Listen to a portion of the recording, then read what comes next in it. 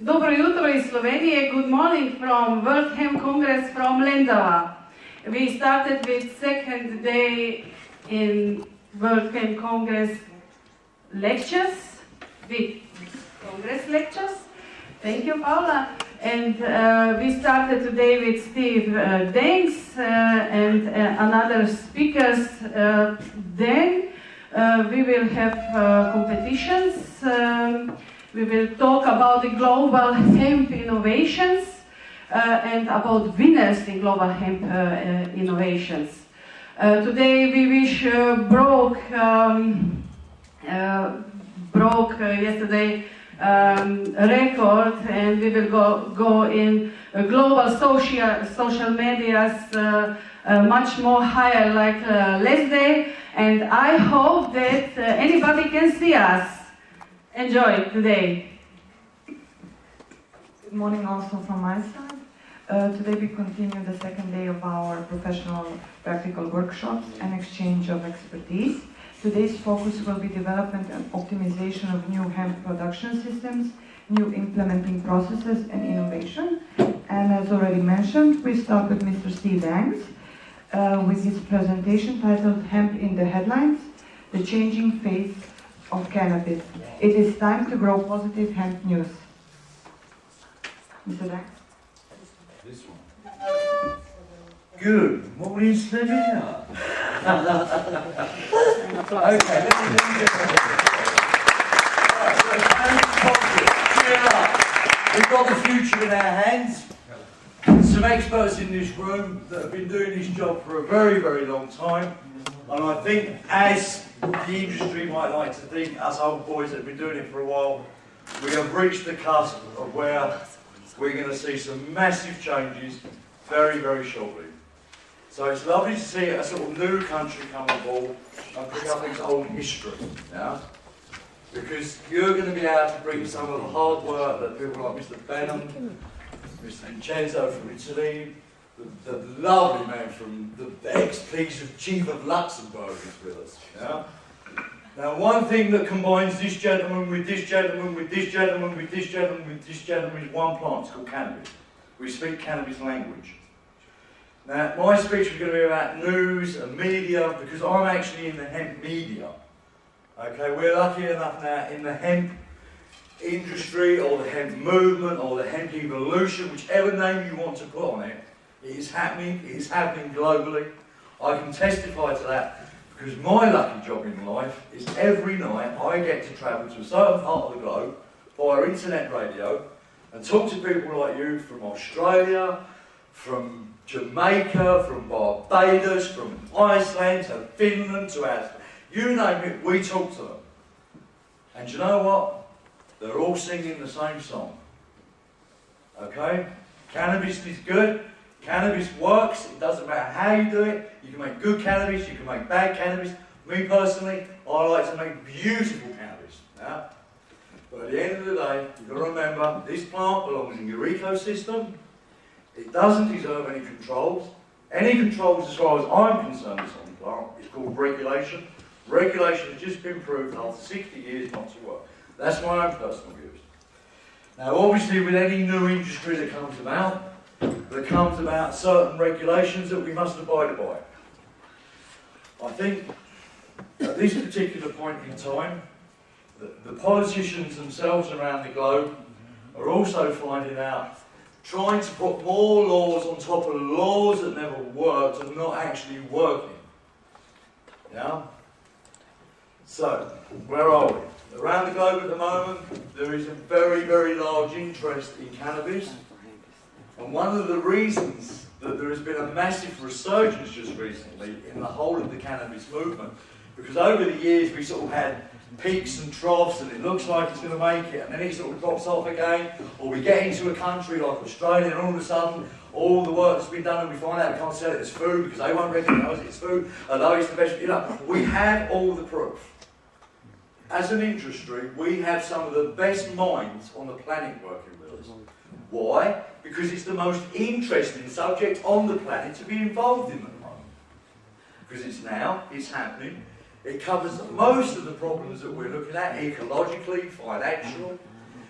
And one of the big reasons that I believe that you're seeing a lot of resurgence in cannabis at the moment is people like myself. Not because I'm very good at chatting about all, by the way, I'm not an expert in any particular field of hemp. But through my 21 years of being involved in hemp, I've been a grower, a processor, an entrepreneur. I've done virtually everything you can think of to this present point with hemp. Sometimes successfully, sometimes not, but it doesn't matter.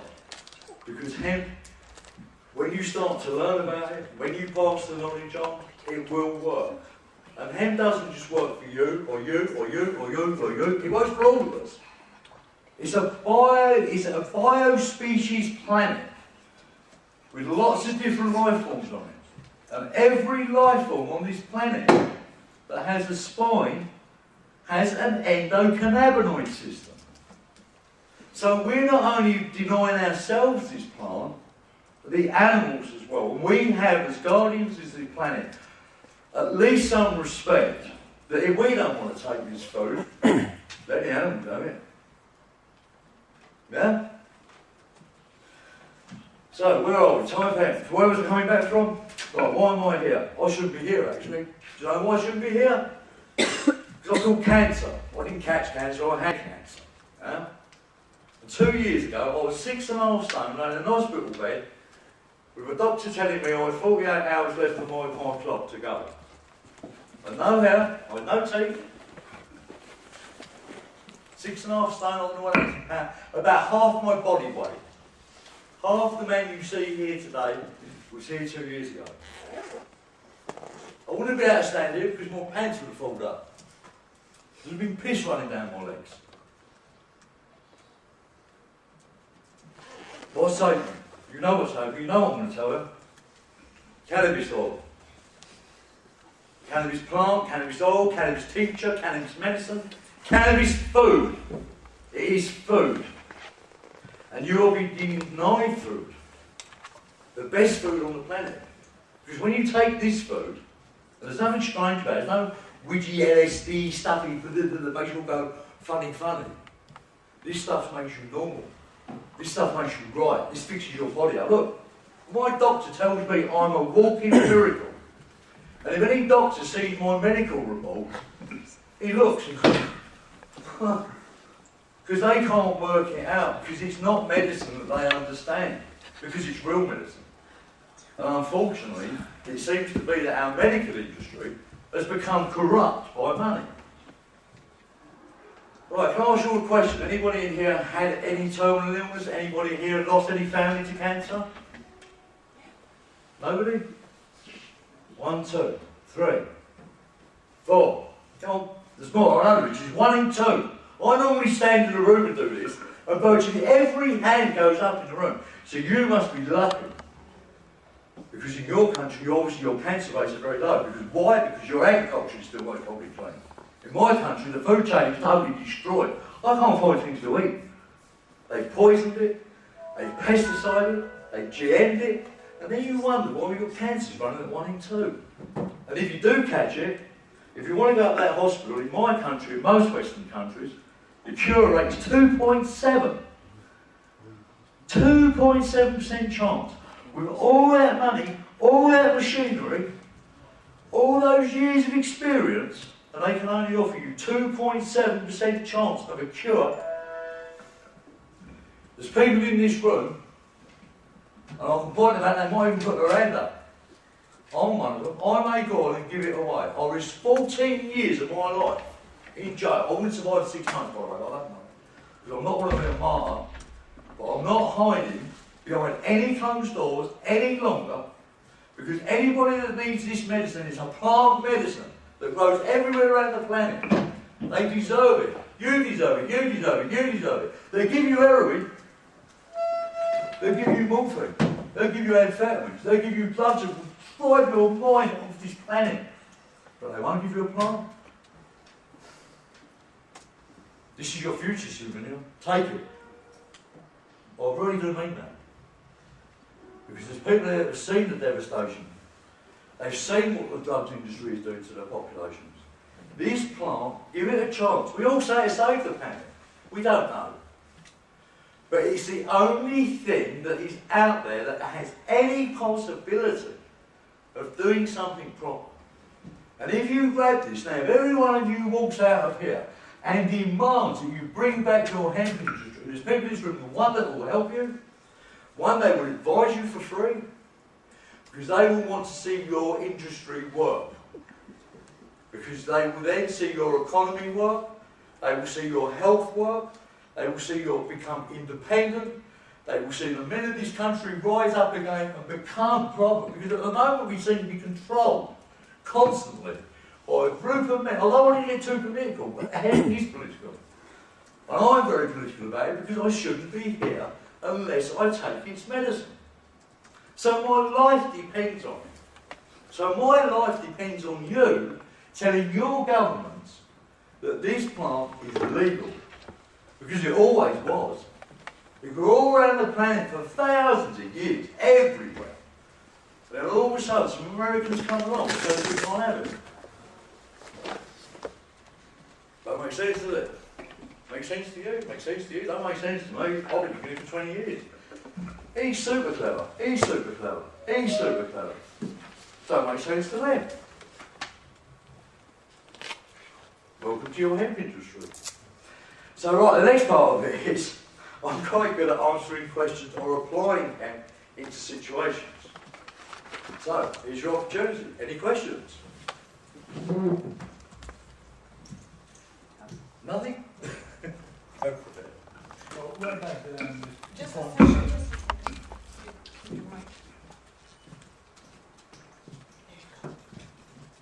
the figure?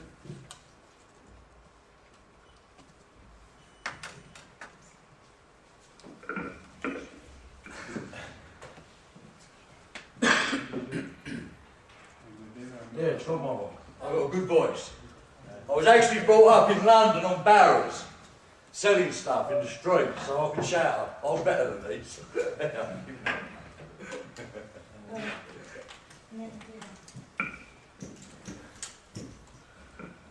No, smile. I'm alive. I'm here to talk to you. I'm alive. Smile. Come on. Don't be ridiculous. This is good times. The bad times are gone. We're adventuring now. I need your enthusiasm. I want your spirit back. So, Steve, Come on. Hiya. so where does the figure of 2.7% UN. of UN stuff. The UN figures. I think they're pretty correct. 2008, 2009. Wherever you look at the figures, no matter how you dress them up, they're all pretty dodgy. I've got to tell you, cannabis ones are better. Huh? Again, we're not saying take chemo away, we just say give us a choice. I went down to the hospital, the only choice I got was chemo. Chemo or nothing. Why? Why can't I have cannabis? It's chemo. It costs them thousands. Do you know what? Some people have worked out in the real world, when we can grow this stuff legally, about $200 US would most probably give you a cure for most nasty, horrible, terminal diseases that we've got. Right? My friend, a little boy, who was 4.5 years old, from Gladden Riddle, 9 months of chemo and a 4-year-old boy, cost $1.3 million. They wanted to give him another 4 years of it. When she finally smuggled him out of the hospital on his death, he had him for 16 days, 4.5-year-old boy, this is by the way, 4.5-year-old boy. And they carried the cannabis oil to him. 8 months later, Landon's at school, he's healthy, he's got no cancer, his hair's grown back, he's a healthy little boy. That treatment cost, well, it cost them nothing because the standing drugs gave it to him, but even the standing drugs would only charge you about $500. Not 1.3 million to kill a kid.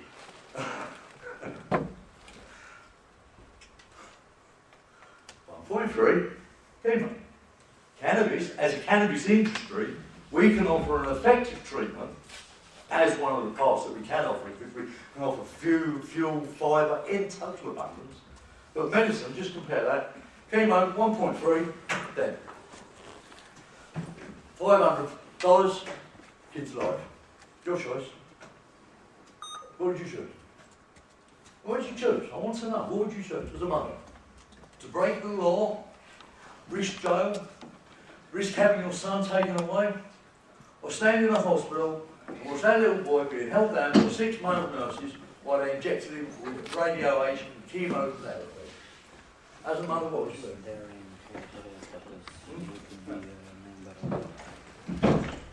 And the video we don't believe it, by the way, I've got the video here, if you want to watch it. It's horrible.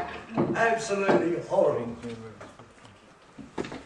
I do wish you asked me, Steve, thank you for your question. I'm mother of 2 children, but it's hard decision. I do wish take any answer to you, official statement. My friend Sierra had to make that decision. She had to make it. Yes. As a mother, and I'm appealing to the mothers in this room. There's a lot of first you save your children is clear. And I wish just tell you that we fight for regulation of this any law, which one make it better. For me, any law on cannabis is a law on cannabis. You know, for me, it's not a decision broke a law, change a law. Yeah. Thank you. But when your child is at risk and there is no future, then there is situations in the world now that are occurring. They're happening right now. We lost one last night, actually. The government of a certain country took the child into care, and she's dead through lack of cannabis treatment. Thank you, Mr. President of America. There's another child you killed. You've got a lot of blood on his hands, but there you go.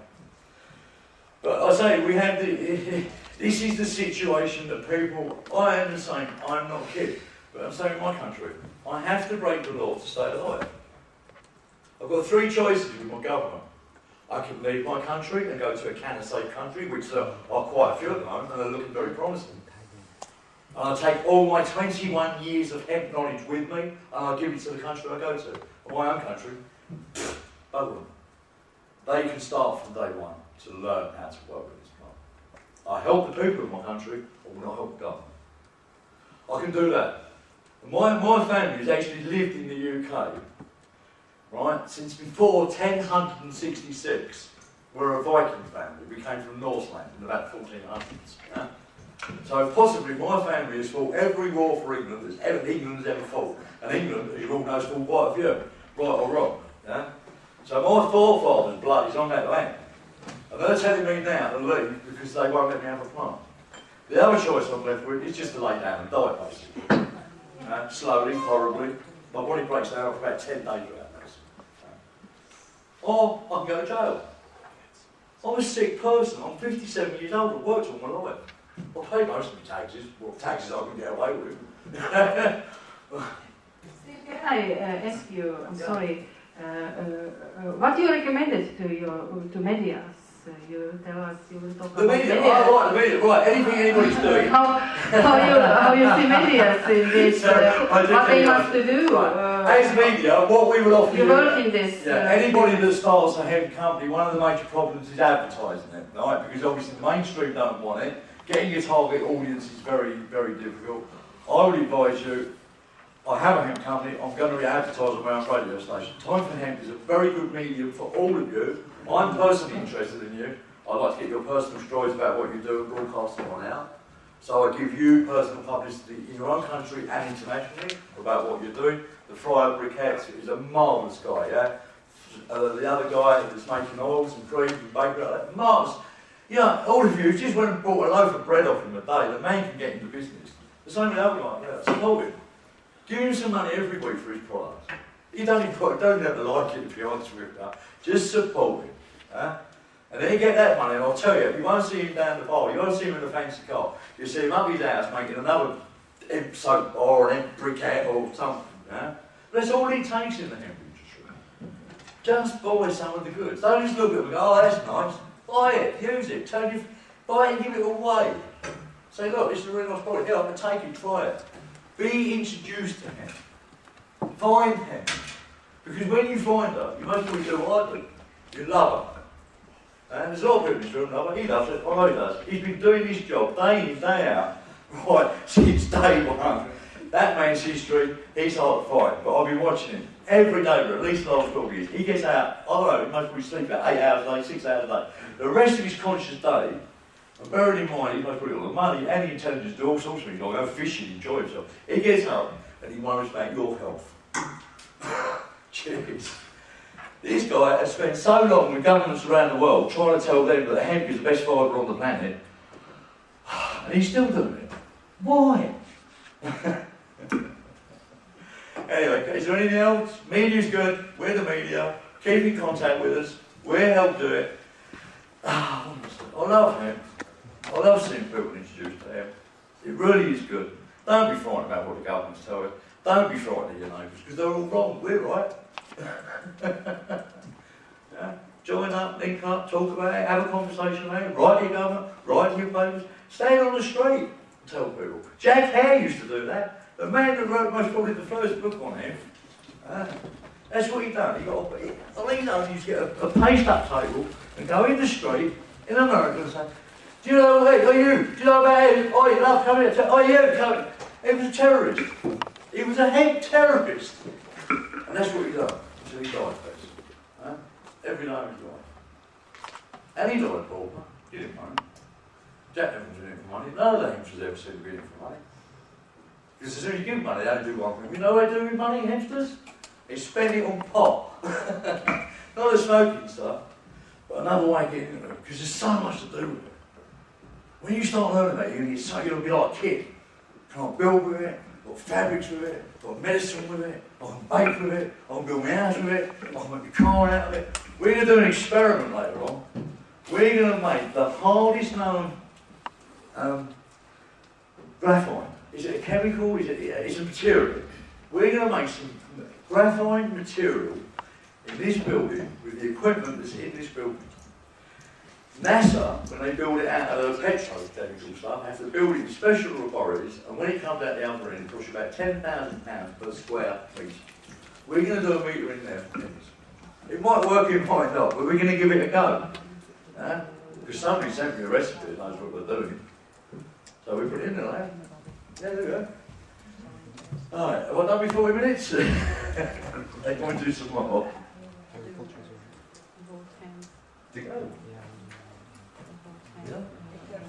Is there any more? Questions? If there are no questions, we continue. Because we are a bit late today with our program.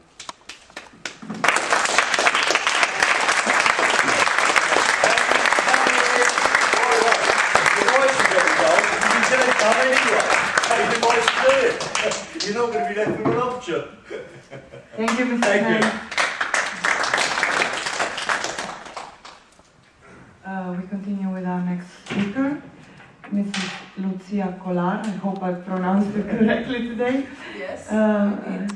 Presentation is titled "How popular is the industrial hemp in Slovenia, or are we ready for it?"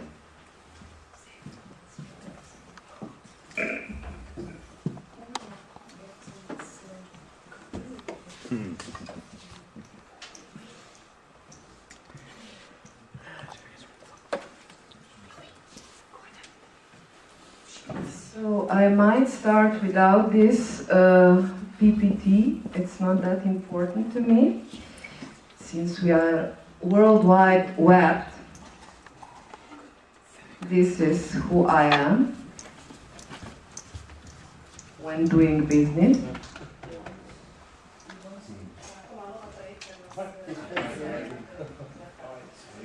But when I'm not doing business, it's just green. So it's solo green. Yeah? Only green. So you know the song of this famous poet, Zeleno, ki te ljubim, zeleno. Try to guess who wrote that down. He was not Slovene, on my big, disappointment. So today we will talk about hemp again.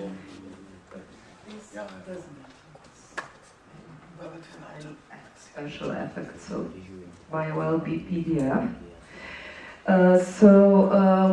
Yes, I don't know where Maja is.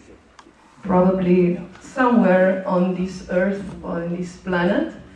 So we did this thing together, what concerns the technical arrangements, because she is very well networked in the Slovene environment, as she's working as a consultant in agriculture. Oh, she is. One big applause for her.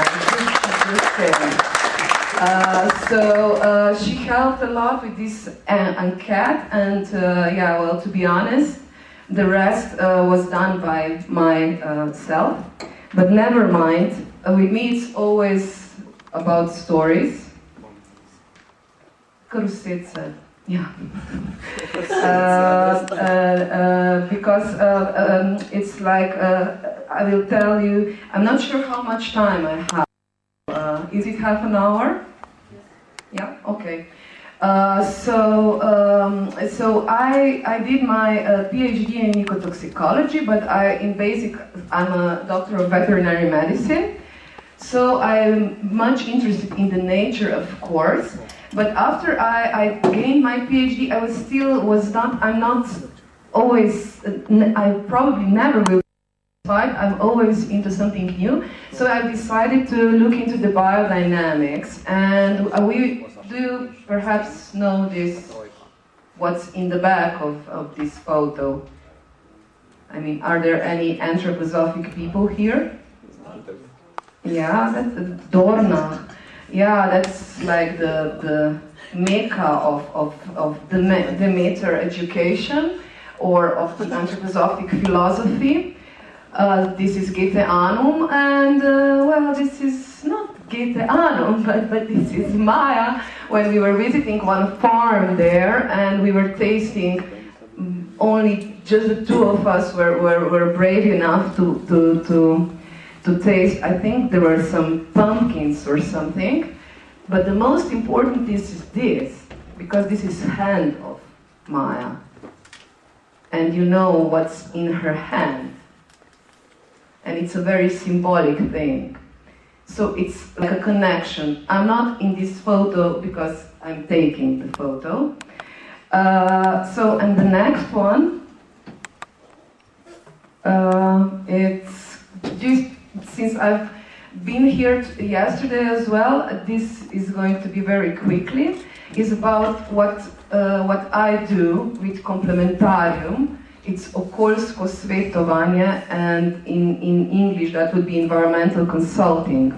So, as the name says, we are very interdisciplinary, and we are trying to complete something. We are made of many complements. So we work with earthworms, we work with nature, we work with children, we teach them basic science through fun. We educate, let's say, teachers at schools, at kindergartens, and yeah, this is making of a compost. But all in all, we do this. We educate. It means that we try to deliver the knowledge we have with all the co-workers I have. They are very, they have very various background.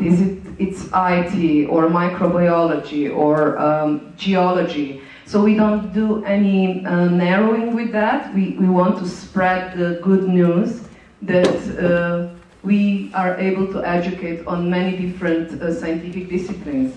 So, but important message is also that we respect nature and its laws.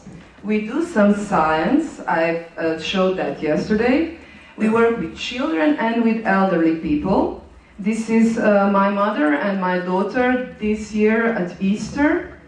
So, of course, I don't work with them in such relation, but I love them, and that's the best work I have so far. My mother and Pika, they encouraged me to do this business also with children and with elderly people. So, but most of all, I do it right now very much. I enjoy myself, I adore life, And yeah, I care, you care, we care, because we care. Our today's story again begins somewhere. Here you can see two families. On the left is my family. This is my husband, because here he is taking the photo. And on my right, this is Maja's family. The background of the photos is a bit different. That does not mean that we don't know how farming life looks like, and vice versa. Also, the Kokan family has a very nice garden. It's not just about fields and hemp. They also have a garden. But unfortunately, we don't have a big field, but still, we like to have it very colorful, and so far, my mother takes care of it. And here is also my father, my sister, so the whole family and the children is taking care of their story, and they're doing that with their story. And again, here is this hand, and this is hemp. So we were having this debate with Maja, let's say 5, 6, 7 months ago, that we should do something. We should see whether Slovene people know what this is. Is it drug? Or is it pharmaceutical? Or is it just a pure pleasure? What is it? Or the message, what Slovene people think it is.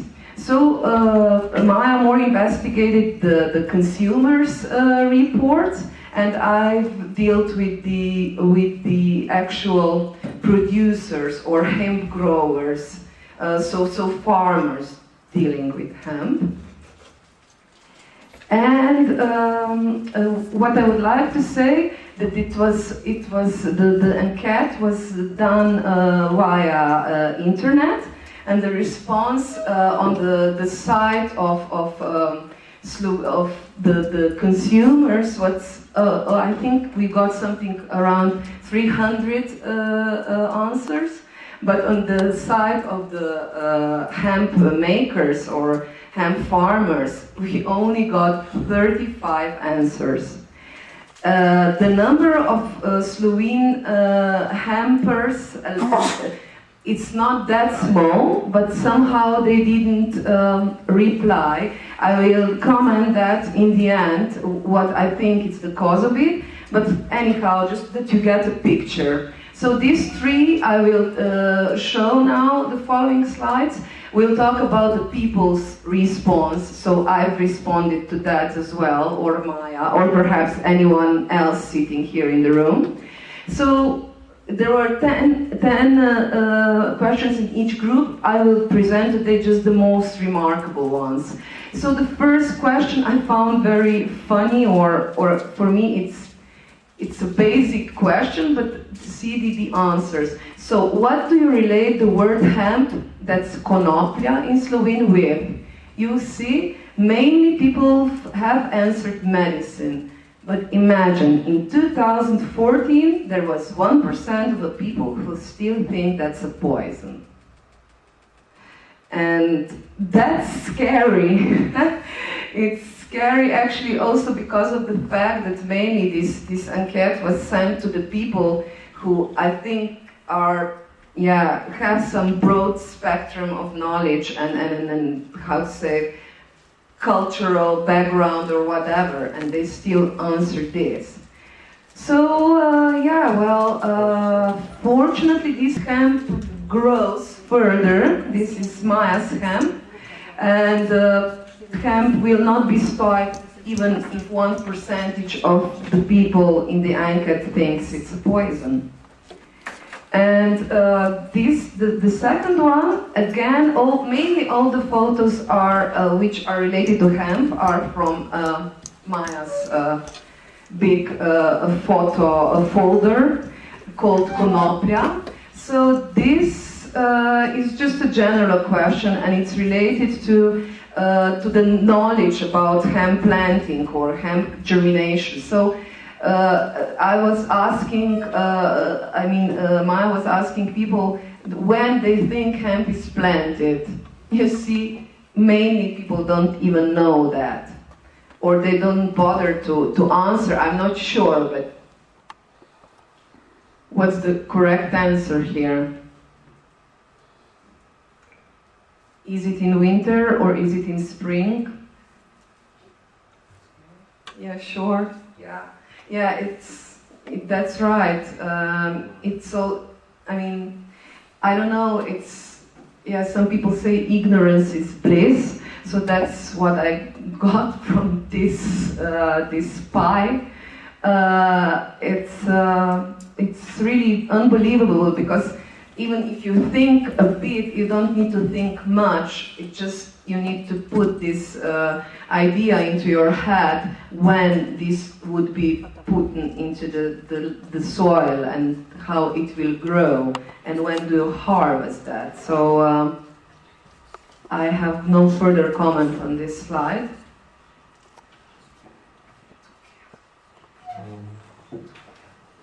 So another one, the last one I've picked, it's about if the consumers ever tried any of the hemp product.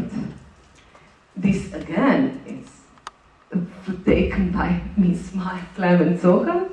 So, whoa, look at here. They did in a very, very huge amount. But that doesn't really good coincide with the two facts I gave you before. So I have another remark about that, but I will keep it till the end, because I think it's very much related with the Slovene culture. So, okay, so now on the other hand, the 35 answers, Mr. Škep. Here I would also like to acknowledge Branka and Borut. Maja, can you show this? I had it yesterday, in Slovene this is predpasnik. I'm not sure what's the word for in English. Apron. Okay, so it's there. No, it's there. This. So, however, this was this hemp. It's okay, just leave. It's well, they've sold it to me, and from that another story came. In 2 months, we really became friends, I dare to say. So yes, but this photo was taken before we were friends. It's the first pyramid of hemp built in Slovenia by Borut. And here on the right hand side, you can see the question was about to the producers of hemp how long they are in this hemp business. So I have to say here that legislative of Slovenia in 2011 finally, established the rules and the basic, the basic rules. There is still an ongoing debate about which conditions you need to fulfill, or however to be able to be a producer of hemp. So you see, there is a drastic achievement or progressive achievement in the past last year, or in 2013, 2012, in comparison to 5 years ago. So this is good, this is very good, but on the other hand, still very shocking that we got not that many answers from the producers, but the tension shows like there is a tendency the hemp producing of hemp in Slovenia will grow. This one is to the producers. I've asked them whether they think Slovene people know enough about positive effects of hemp. not just hemp as a crop. Yes, of course. One photo back, and if you can please, I would like to tell the people that here on my left is Mr. Henry Thompson, who was really not big. Okay. There on my left side is Mr. Henry Thompson, who came to my place, and we did this together. And so this is all I wanted to say. And I'm really glad that I got him to Slovenia. Thank you.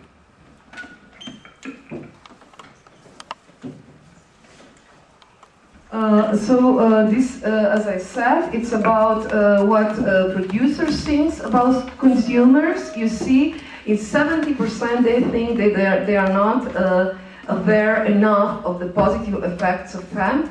Here I would just like to stress that the question was asked not just a hemp as either a food source, but as a general usage of hemp from the I don't know, like a medicine to as a food supplement and so on and so forth. So, and they still think they don't know enough about it.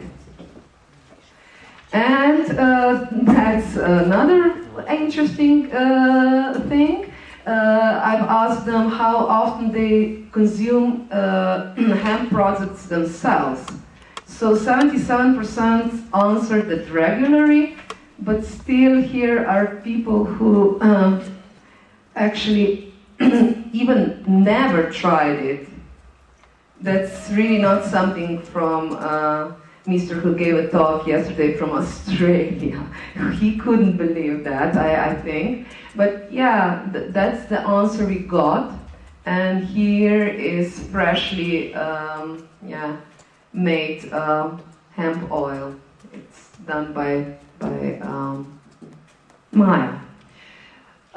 So yes, I think this study showed that there is actually low awareness on both sides. On the consumer side, there is this thing that they get some information via media or via internet, but they don't really understand it. So they eat it because they've seen a commercial, but in fact they don't have any knowledge at all what hemp is. Not even when it's harvested or when it's planted into the earth. That's absurd. That's completely absurd. And that's not that uncommon for Slovene people. We think we know everything. Well, we don't. So that's my first message. The second one, a lack of critical thinking and mass. This is crucial here, because we are now, this room, these people who are here or out in the open, but not out in the open in what concerns the rest of the Slovenia. We are critical thinking, but we need mass in that. And guys, that's on you now to spread the news, to educate people, to tell them what cannabis sativa, varieta sativa is. And also indianica, of course.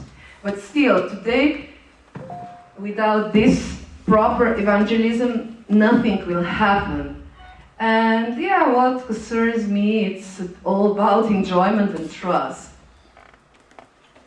Some people say in God we trust, but we have different gods. We live under different environmental conditions even, so who cares? First we need to trust ourselves and then just follow your heart, not the flow, please. And this I would also like to acknowledge my friend. This is Natasha Brecer-Kudre.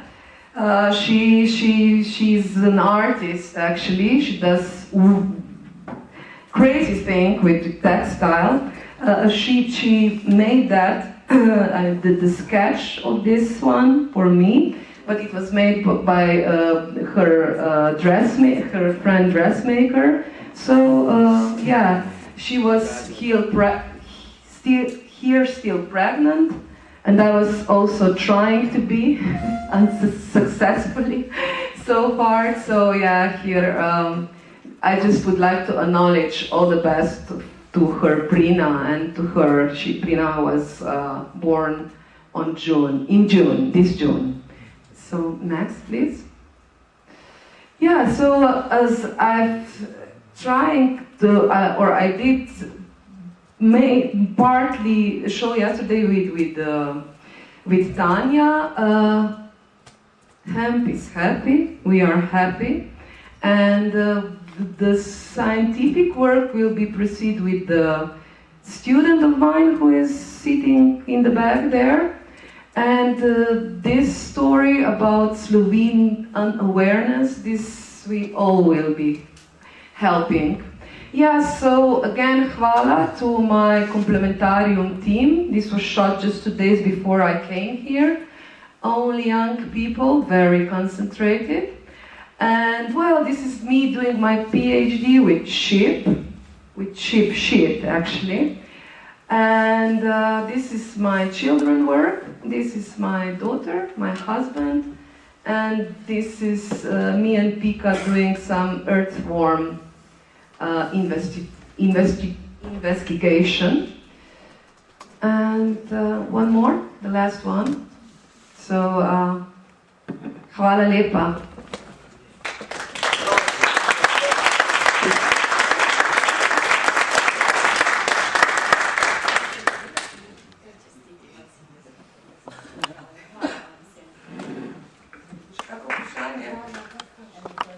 Any questions?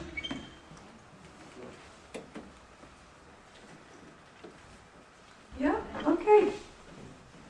I don't know whether this is a compliment or yes, I will take it as one. So, hvala lepa, and to Maja too. And she's having a workshop this afternoon, is it? So she will tell you something about hemp in practice. Okay, more resource on. Sorry, hemp harvesting it will be. Yes. Okay, it's žetev. So, live long and prosper. Yeah. Hvala.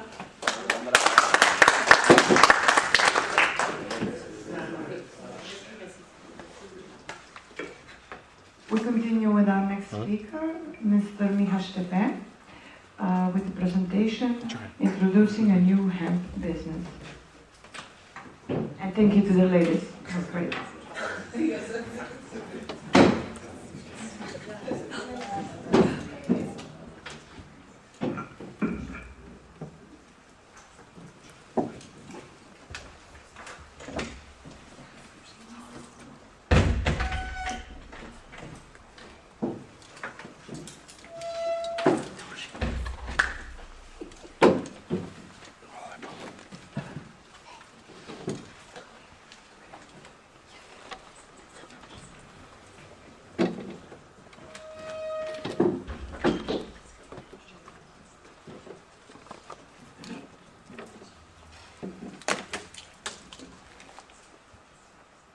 Hello, everybody.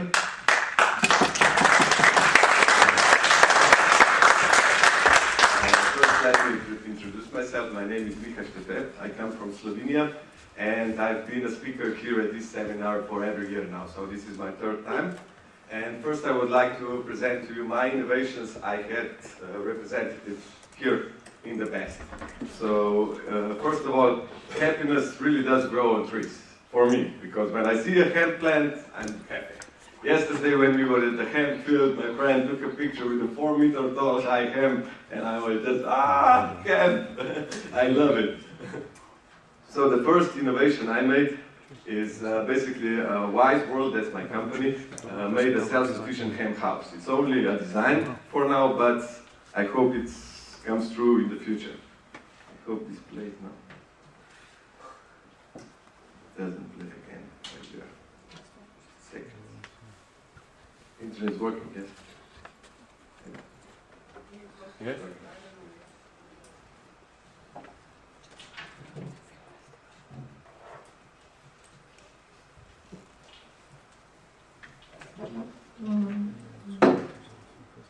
This is my company website, so everybody can go and look.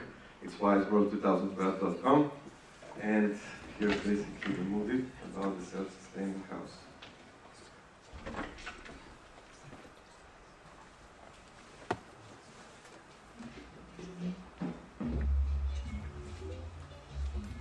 This is the house. The whole house is basically built out of hempcrete. The windows are made out of hemp plastic, and they can absorb the heat of the sun and produce electricity. It also collects water, and because it goes through the hemp, it purifies and you have clean water for the house. So house produces water, electricity, and you have a field. Next to the house, you have food. So you don't need any bills and live with hemp naturally. The hempcrete you've seen represented by boards. This is all from this material. The inside, everything can be made. The chairs, the tables, the shelves, the whole kitchen made out of hemp. You don't need any wood. The living room. This is my favorite place, Benhaim, to watch the stars and still be warm.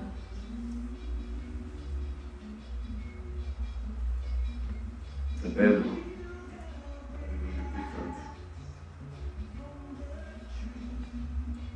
It's nice to watch the nature when you shower.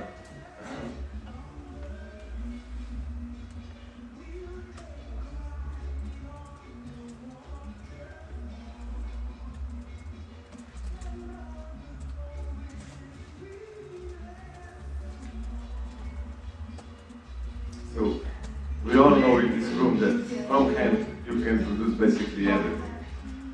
We need to start doing this. This is a big step. This is the far, far future. But we have to start somewhere. I started in the far, far future. Now I'm slowly returning to the reality where I stand now, and we have to push it from now on. So let's continue then. And this is the last year. You also see it here on this one. That's a hemp fireplace. I built it again with the usage of hemp and lime, like you do with the hempcrete. Just inside I put iron cast stove, so the fire is not directly in contact with hemp.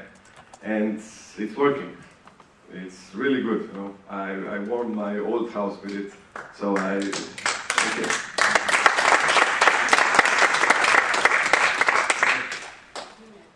Yeah, Majda said that I have to tell that I was the last year winner at this fair. I got a really nice prize for it, thank you Majda. So I'm pretty happy with what I did, so I have to continue it. And some of my other projects I did, this is a hemp-based house designed for my father. He's got a weekend place somewhere in Slovenia, and we're trying to get so much hemp together to build the house ourselves. So we're slowly growing it in the field next to it. We've been doing it for 1 year now it's the second year. I think we'll need about 3 years to get all the material. Then we'll process it ourselves and try to build a house similar to this. So he has a weekend house to enjoy. This was my old weekend house that I designed, how it would look if I would finish it. But for now it was only on the computer. I hope someday it becomes a reality. This was just one sketch I did one time I was high, because it bothers me to see, like in this particular instance. You're watching everybody in the back and you're watching me. It's the same in the church, you know. You watch the priest up there and you watch everybody at the back, you know. It's stupid. Why shouldn't the priest stand in the middle and let's all be around the priest? And we see each other, we see the priest, we can share our opinions, we can really do something good, you know, not just listen to what somebody said 2,000 years ago. So this is my design of a hemp church. So a church where really people can join and be together and share the knowledge that needs to be shared. And eventually go out and do something. And this is a real project we did with Borut. I'm sure he represented it to you yesterday. We built a hemp pyramid. I'm really proud that we did this. I was also dressed all in hemp when I was building the hemp pyramid. So the pyramid is really great, you know. You go inside, you relax, you really feel the hemp. What does it offer? And that's it. Yeah, that's for the beginning of the presentation. This is my work that's been done till now. I hope I will do a lot of more work. But the thing that got me, I was thinking what to do with hemp, how to do it. I'm not a farmer myself, so I cannot. I hope I will plant, but for now I cannot plant and process it and make some money out of it. So it got me started to think how to make money and from hemp and not be a farmer, because there's a lot of people who want to make some kind of an income with it just by sharing the hemp knowledge. So I basically made up a product that's all out of hemp, and it's going to be sold in a special way. So, Wise World 2012 is presenting to you a new innovation in the hemp business. It's called Good Green. And like the lady before me said, in God we trust. We have different gods. For us, it's nature. So in nature we trust. Nature brought us hemp. Nature brings us a lot of different things, and from nature we have to learn how to live. Nature shares everything with us. We don't share anything with each other. So we created the Good Green products. It's the specialty of these products is first, all the hemp that's inside, it's organic.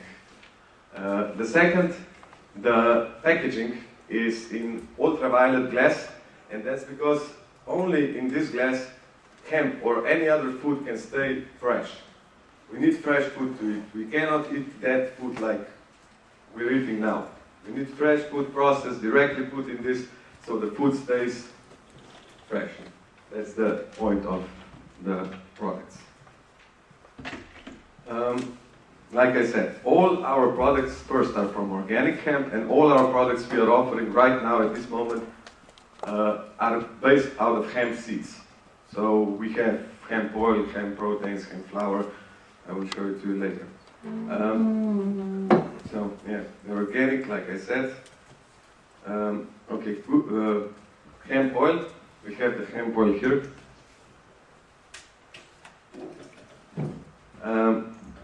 Good Green hemp oil. I've seen a lot of hemp oils around here, but the only problem that I had, that everybody has with the oil, when you buy it, you have to use it straight away, because after 3 months in normal bottling, it's basically dead oil. In this, it will stay at least 2 years, but use it before it.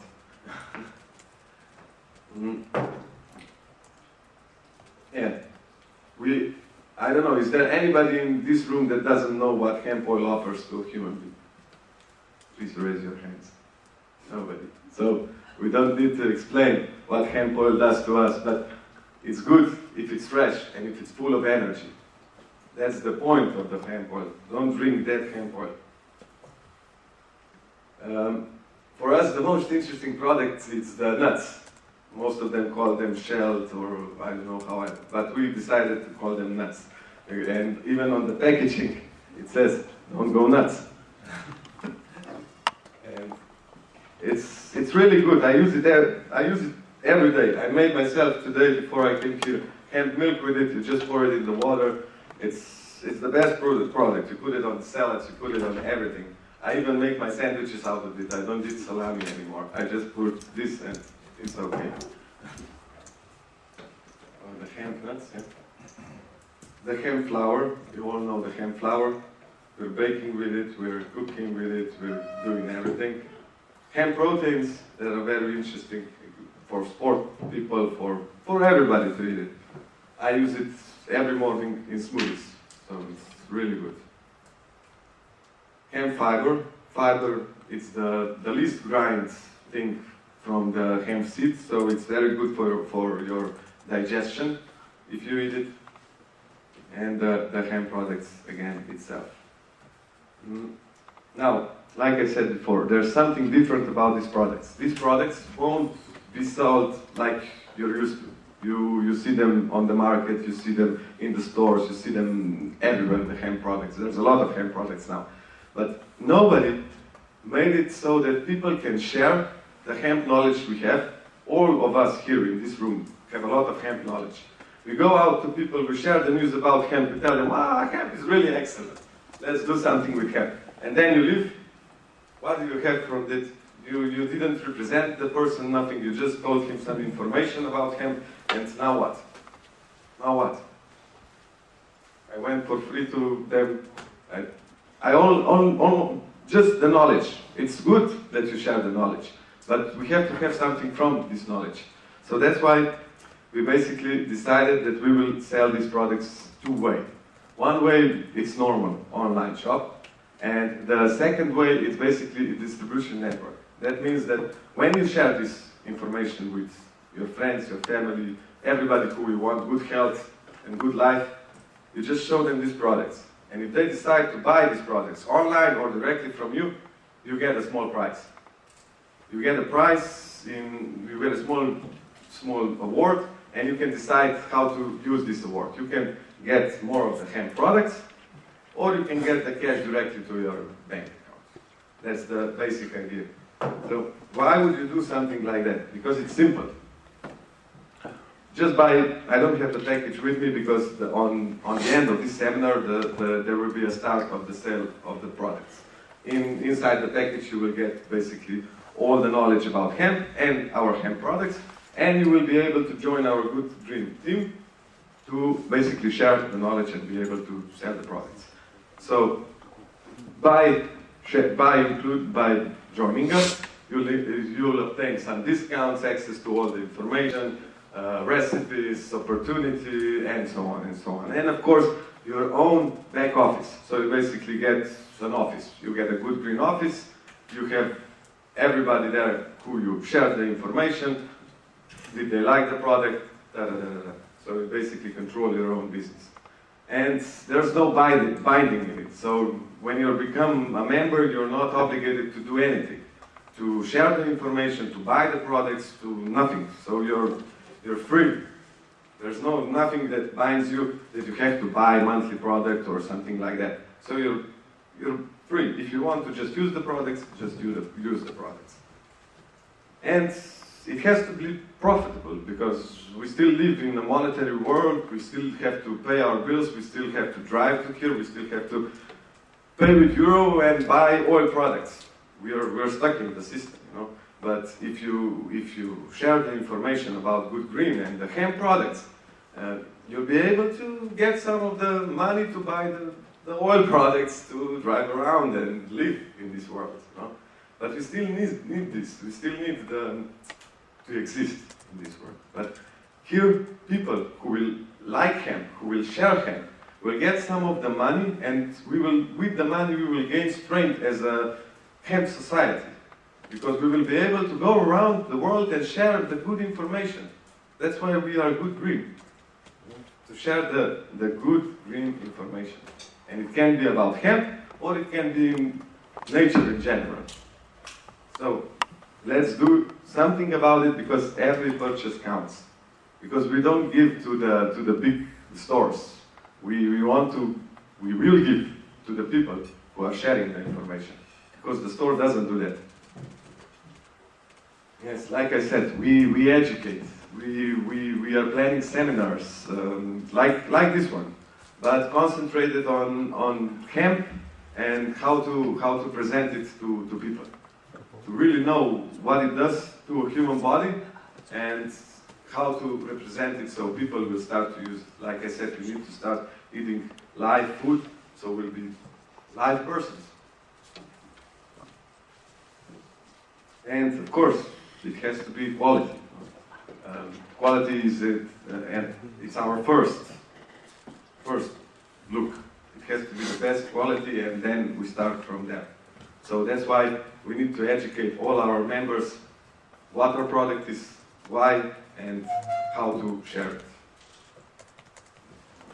Yes, and the most important thing is our health. So we have to respect our health till we have it, because hemp provides us basically, if you heal with hemp oil like it was, you have to correct something.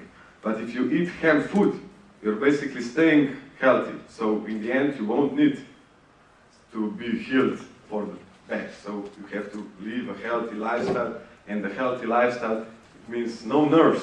First, good food and some ease. You don't want, so you don't worry about money. And here you can create a network of people who love hemp, who are then in the end your friends, and they basically buy your product. Not, they buy good green product, but it's your product because you shared it with the people. So the people really get what it's deserved to them. And for the ones who are really ambitious, we are prepared to work with everybody. Like yesterday, there was here a presentation of Konopko. It's a society to join farmers together in Slovenia. We want to work with them. We want to get their seed. We want to enable them to sell the product then. They have the corporation. They have the seed. Who's going to sell it? And the people should sell it, not the I don't know, the Mercator and Lidl and Hofer and I don't know who. Why do they all get the money, you know? Why shouldn't we, the people, get something out of it? We're sharing the news between us, not with them. They're selling us crappy food, bad food. We need, like I said, food that keeps us healthy. So for the ones who want to join us, we are there. You saw our stand. Please come. Leave your information on Thursday. It's boom, we're launching, and I hope everybody joins us. Thank you very much.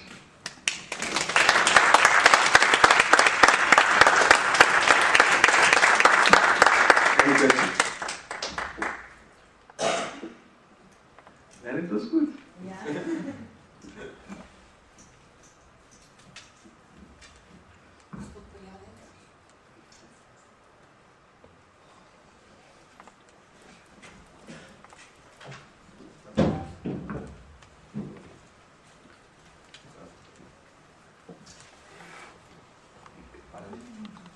Thank you, Mr. Štefe.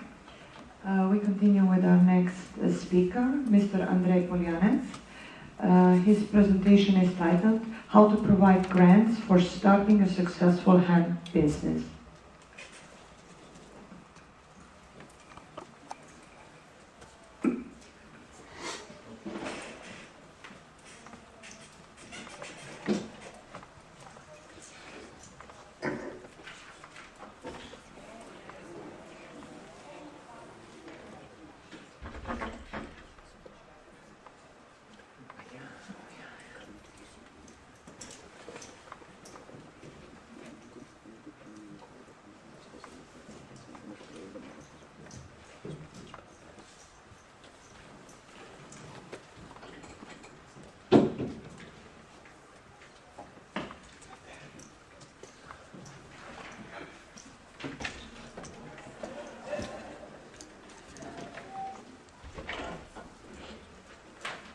Hello.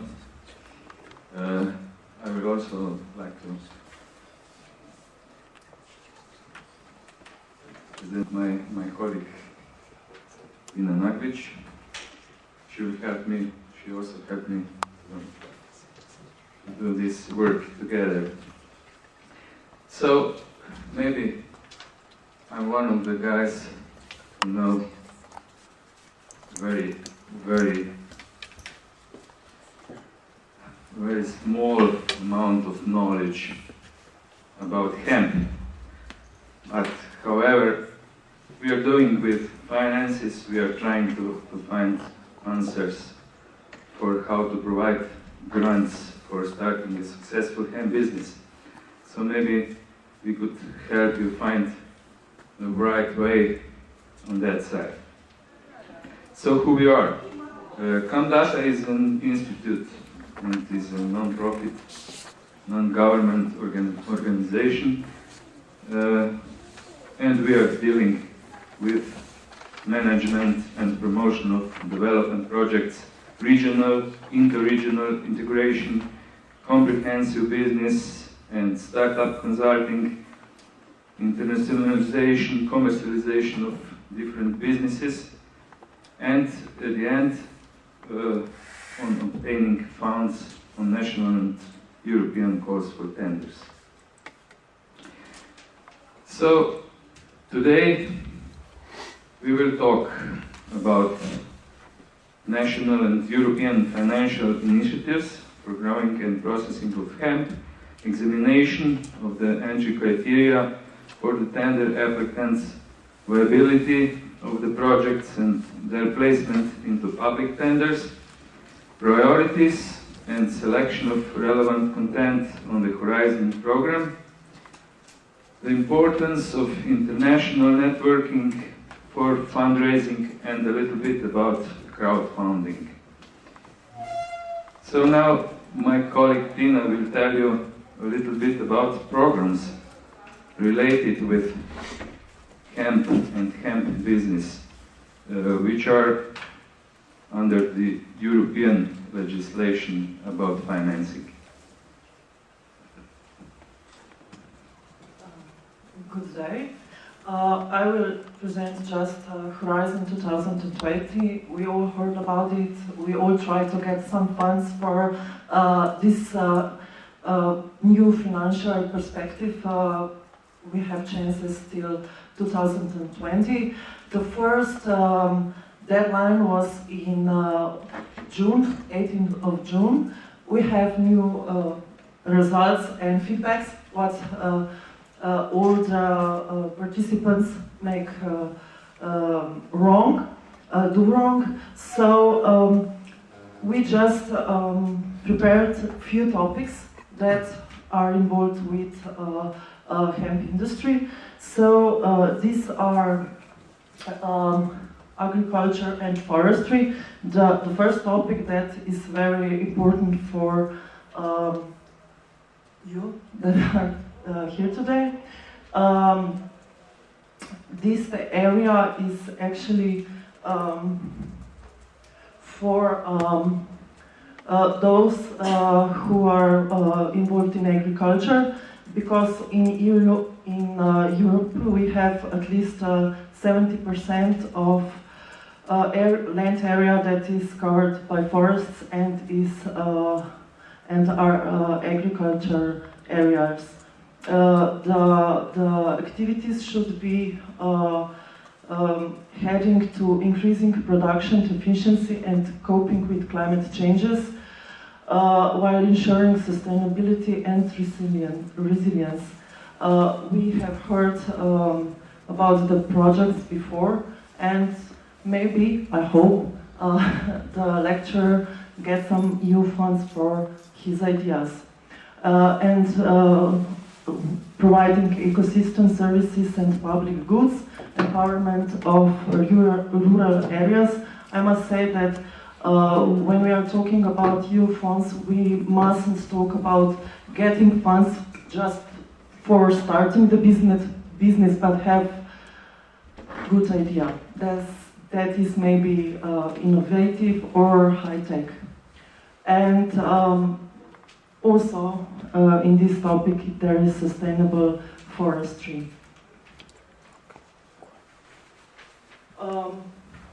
Maybe more interesting is bio-based industries.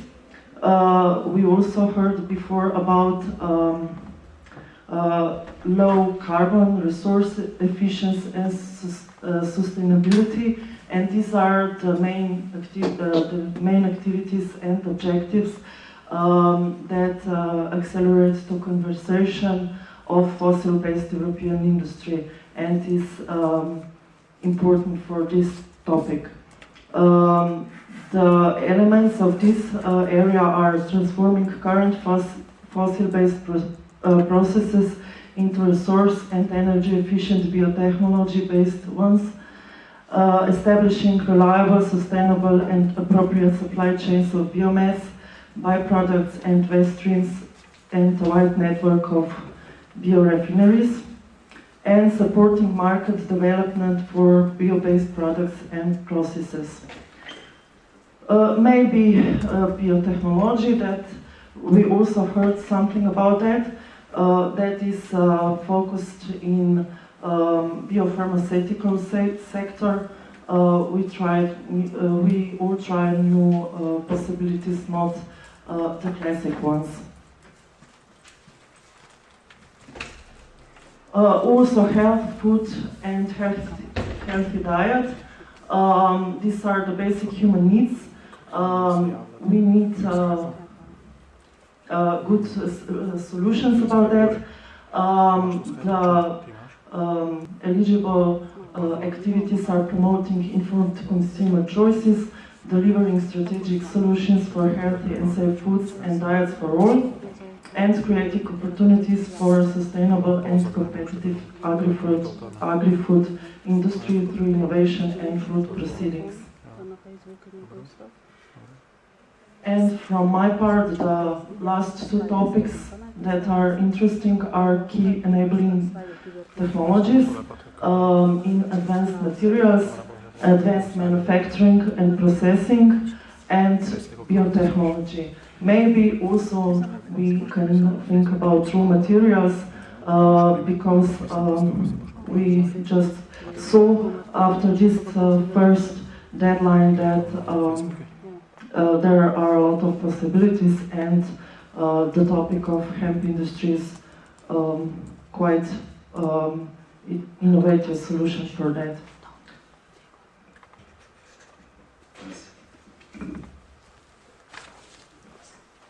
So, what should we do to meet criteria for fundraising? First, talking about national and European tenders, we can notice rather limited diversity of specific entry criteria. Usually, almost any entry criteria based on two basic sets of conditions. Conditions related to the applicant and conditions related to project. Conditions related to applicant are like registration of applicant, qualification, personnel, structure, references, collaboration with academic and some research institutions, and so on.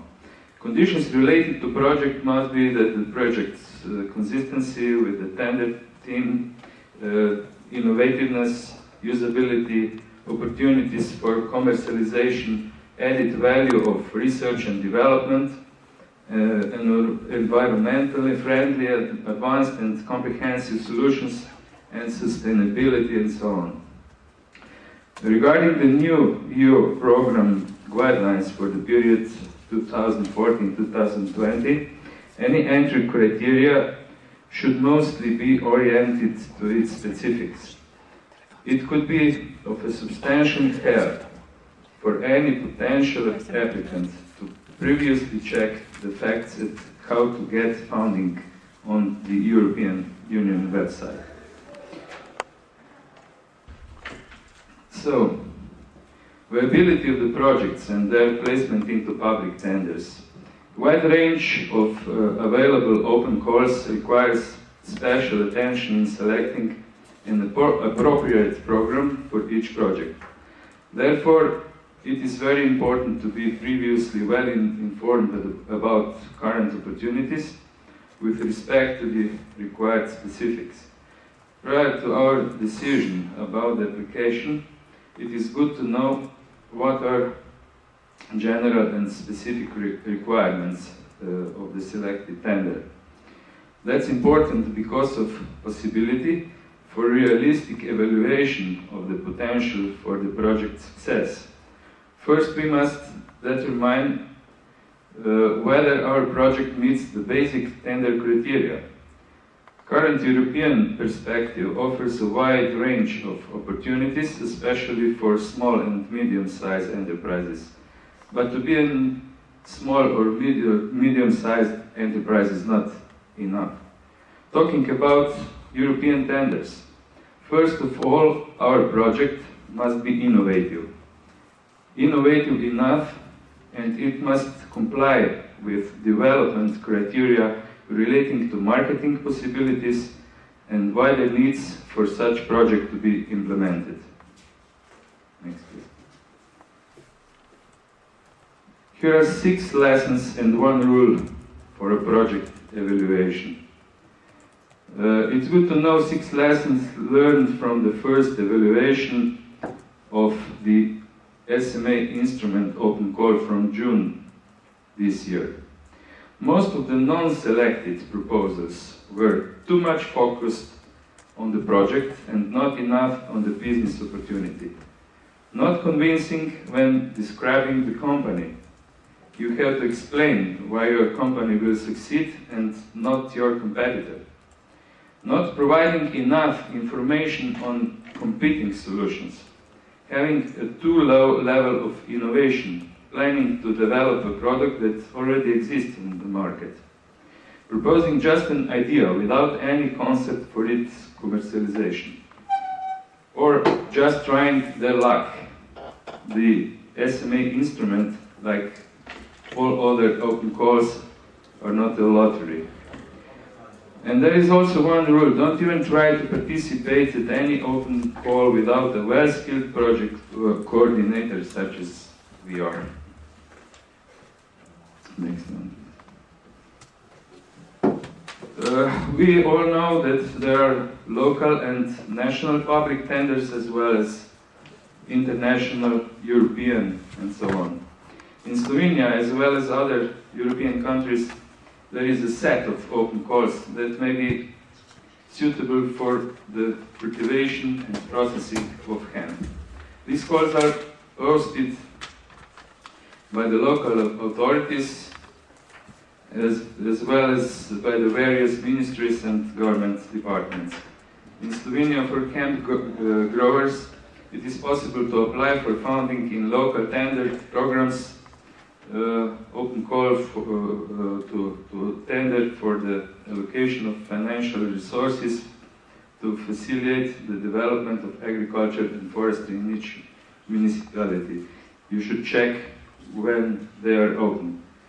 At the national level, it is necessary to mention the call of the Ministry of Agriculture, the annual tender for individual measures, 121, 123, 311, and so on. These measures are available to promote and support the development of agribusiness and efficient production, diversification and progress in agricultural activities. However, currently these measures are not available from the ministry. I don't know when they will be available next time. Of course, there is a variety of other programs on national level which could be applicable by domestic hemp business. You can get more info by the individual request from us. So here we are, actual European open calls. A variety of European tenders, of course, is very comprehensive. There are not too many parallels with national calls, whereas European calls are much more complex. However, each current open program provides some specifics that are suitable for different types of projects. In accordance to current European perspective, hemp business at one way or another could be classified into the following programs: LIFE, COSME, Horizon, SMA Instrument, and others.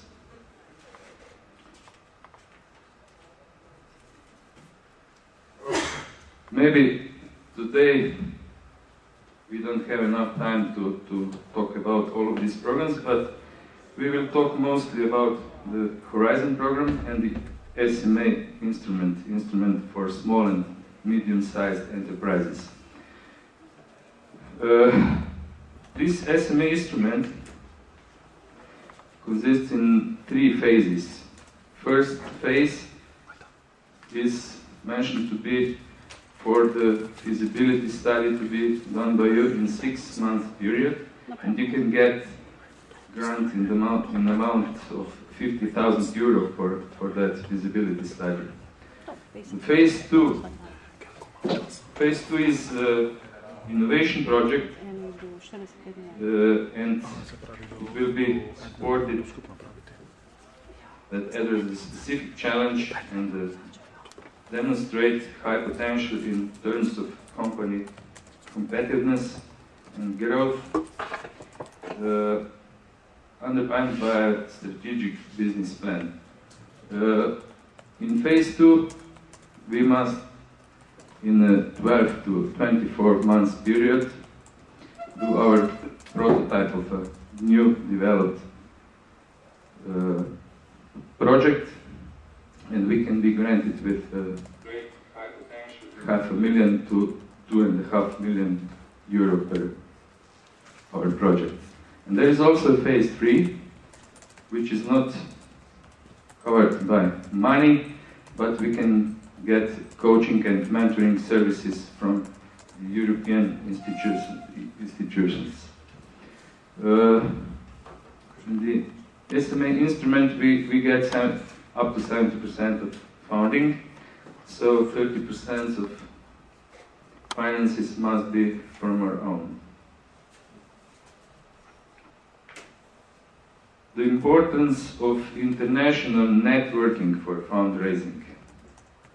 In accordance to European guidelines for the purpose of any significant development project, we must establish an appropriate project partnership. Partnerships are local, regional, national, and international. Optimum partnership for European tenders usually consists of 5 partners from minimum 3 countries. Project partnerships are further divided to public, private, and NGO, non-government partnerships. It is also important to connect to academic and scientific institutions. That is evidenced as a strong element of innovativeness. These are innovative partnerships according to the European classification. Such facts demonstrate the European dimension of the project. However, this also demonstrates the implementation of suitable market analysis for our project product. Again, the role of project coordinator is very large here. For example, our institute can help you find suitable project partners through the extended European partner network in which we are. Next one, please. Tips and tricks about crowdfunding. We all heard about crowdfunding. It's also a way to get money for our business. Unless you have been living in a remote island for the last few years, you have heard about crowdfunding or stories of people raising thousands of euros or millions. Anyhow, crowdfunding allows projects, causes, or businesses to take in small sums of funding from a large number of founders online in a fast and effective way, and has grown so rapidly that it has redefined the fundraising world in just a few short years. There are 2 general types of crowdfunding. Rewards-based crowdfunding, where participants donate or purchase items from the project owner, and equity crowdfunding, where participants become investors, shareholders in a company in exchange for the potential for future financial returns. Apparently, there is something like 500 crowdfunding sites on the internet. However, not all of them have real communities and funding success under their belt. According to Forbes magazine, you should check between 10 of the most known. You should check on the Forbes website. Mostly known are Kickstarter, Indiegogo, and crowdfunder.com, which is maybe the best platform for raising investment and has one of the largest and fastest growing network of the investors worldwide. Of course, it doesn't matter which crowdfunding site you choose because they are thematically different. A new hemp product should definitely be placed on another site comparing to an emerging book or a unique computer game.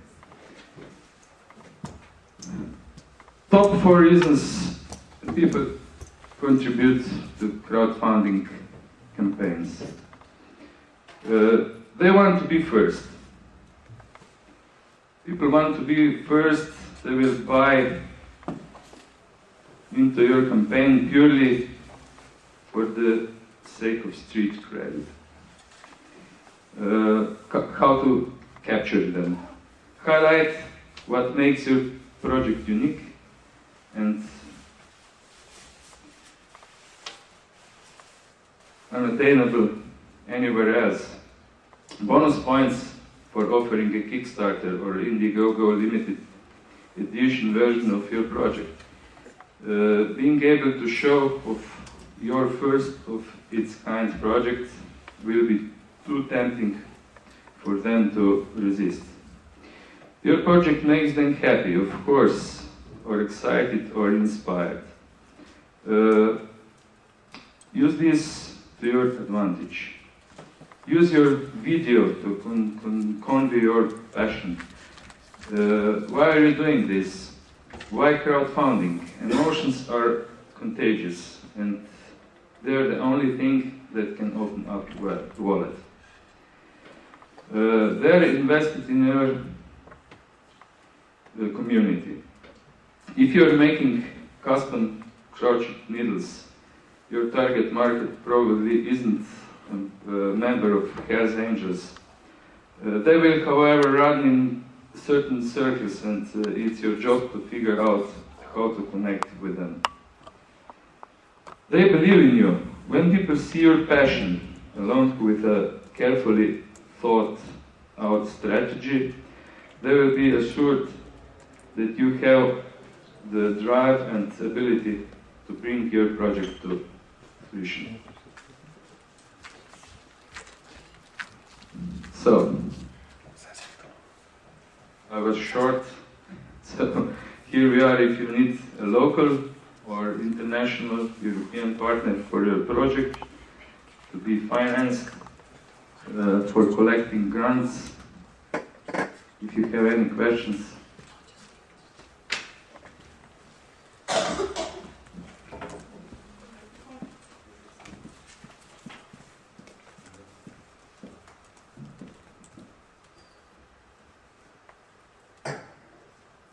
By the way, sorry for my cannibal English.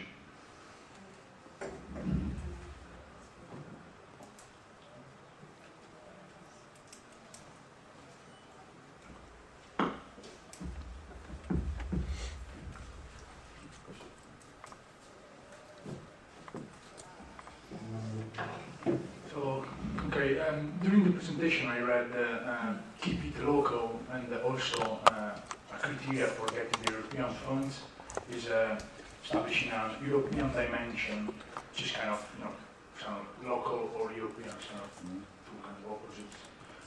From the point of view of the European fund, does it make a difference? Yes, of course. We were talking first about national criteria for national tenders, for collecting grants of national tenders. So the criteria is a little bit different, like when you're going on European funds. So we must separate these criteria one from each other, and mostly we must know that every tender has its own criteria to be established. That's why we are talking about it. Any question?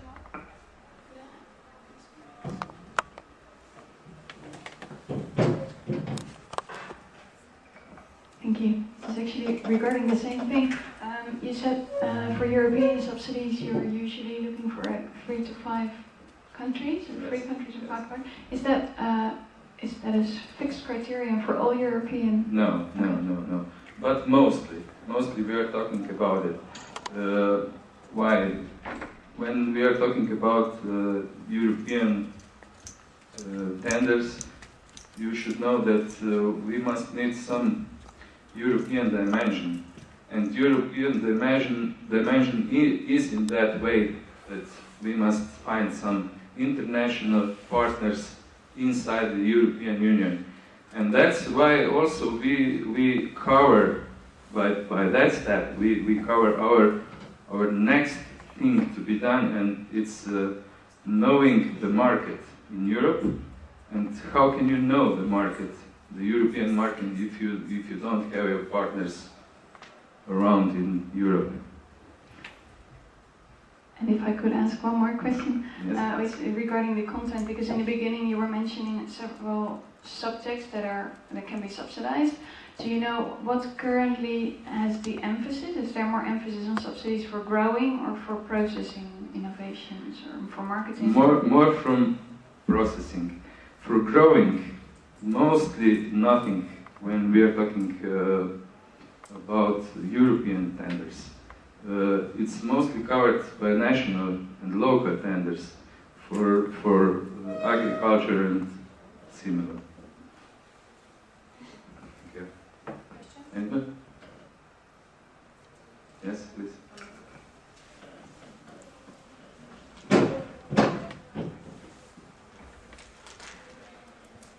So, how you have think to combine the dimension of maybe some small innovator here around to bring the innovator on to be financed by the European community? Because in my opinion, and in my life I have already tried many times, the question is who judge your project in Brussels? If your project in Brussels is judged by a different point of view, you will never win. And this is the problem which we found in a community so small, where we have many ideas, but where the university take care, let me say, are very conservative. So we have to find a possibility for the micro company to be, let me say, not leader, but driver. Leader must be one like your company, so I mean that knows exactly what they have to do. But you cannot ask a micro company to make his balance report signed from a revisor or something like that. This is, you make concern about this, and the small company never reach possibility to be financed. This is my opinion. Thank you. Thank you. Already I have 10. If European, you have some yes, idea, please suggest, because... Okay, thank you. That's why we are talking about project management and project coordination. Our organization, our institute, could be a project coordinator in that case. Why? What is our thing to be done in the project? All the legislation, all the rules about papers, all that necessary things to be done if you want to be successful on your project. Here we are to help about it. We should be, must be, or any other organization like we are, must be the members of your team, must be one of these 5 partners in your team. Because our role is that part of the project. So we are dealing with small, very small micro companies daily. And believe me, you will never know what you can find in such micro company, maybe something more valuable than in any bigger or I don't know, international company. So that's why we are here. That's our role in all that. So anybody, please check our website or you can ask us whatever you want, whenever you want. We are open for any questions. Everything's for free, so just ask. We are here for you. Excuse me, connected to that, you mean that you got friends in Brussels? Sorry? Connected to the gentleman question, you mean that you got friends in Brussels? That's a tricky question. I believe so. Why? Because maybe it's different from country to country, but in Brussels there is a mixture from any country inside this European community. So anything what is new and what is, how to say, what people need in this community, or a part of people need in this community, I think should be considered as a good thing to go to Brussels. So if you have a new idea which will bring life in this community somehow on a new level, and I think hemp products could be. We saw a good green line, which is something new for me, and I should say that's something very interesting. Why shouldn't guys collect some grants for it, for a development of this line or any other? Why shouldn't? Is hemp something, I don't know, from Mars or from Venus? I think that it's a business like any other, and you should take your possibilities to collect this money, not to stay in Brussels or to go somewhere for, I don't know, some atomic investigations. Thank you. Any other questions? Yes, I have a question. Applause, please. How started exactly? You need only Slovenian team, or you need international team? No. How started with ideas? You need one idea, which one we must have prepared for you, and you ask only for money, or you work with teamwork with, example, our passengers or our partners. Together, and we build together idea, and then we together ask for money. This is first question, and second question is how is before finance? Anybody knows that we must co-finance this project, and somebody must have here a big budget before you find money in Brussels. All the time you need a big only yourself money budget that you even can go asking for money. Maybe just a little bit more about these two things. Thank you. Thank you. First, you all could be members of such team. So we could go locally or internationally. If going locally, we have local members of our team. If go internationally, we have international members of our team. If we want to raise money, we should have a little bit of our money before, but just a little bit. When we are talking about new SMA instrument as a part of the Horizon program, there is phase 1, which is very interesting. This is a new part of European chances to get grants. Why? Till now, the projects were so big that if you want to be granted, you should invest a few thousands of euros for your project. But in this phase 1, you should invest maybe, I don't know, 1,000 or 2,000 euros. Why so? Because this phase 1 is just, as I say, for your feasibility study, which must be done for phase 2, and you take the money, this 50,000 euro, just for doing feasibility study and other papers which must be fulfilled for the phase 2. And you must do it inside 6 months period. So, yes, you need 1,000 or 2,000 euros from the beginning. Everything else, and the next step, is from that money.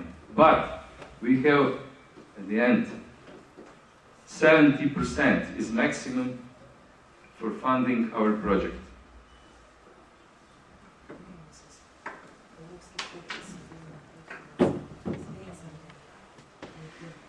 European projects, as my colleague said, are partly pre-financed into 20% of the whole sum. So, you need 30% in the end, 30% of your project to be financed from your money. Everything else could be from the European money. But you must know what are these costs which are covered, which could be covered with this money. So you should have your project very well done before to know what are the costs to come to the prototype of your, I don't know, new house or something else made from hemp. Just a question more, please. How started, maybe if somebody who have idea and he just have only idea and he come in your CAM data, CAM data, I'm sorry. How started? He must have some money for starting for your team, or you started work with him, and then you find money for this idea, and how is this? How it start? Thank you. Very good question. As I said at the same beginning, our CAM Data Institute is a non-profit, non-government organization, so we are not doing it for profit, but of course we must live, and we need some money to do so. But, however, at the start, when you ask something, before we find any solution, it's for free. The next step is about talking, and the next step is about finding solutions.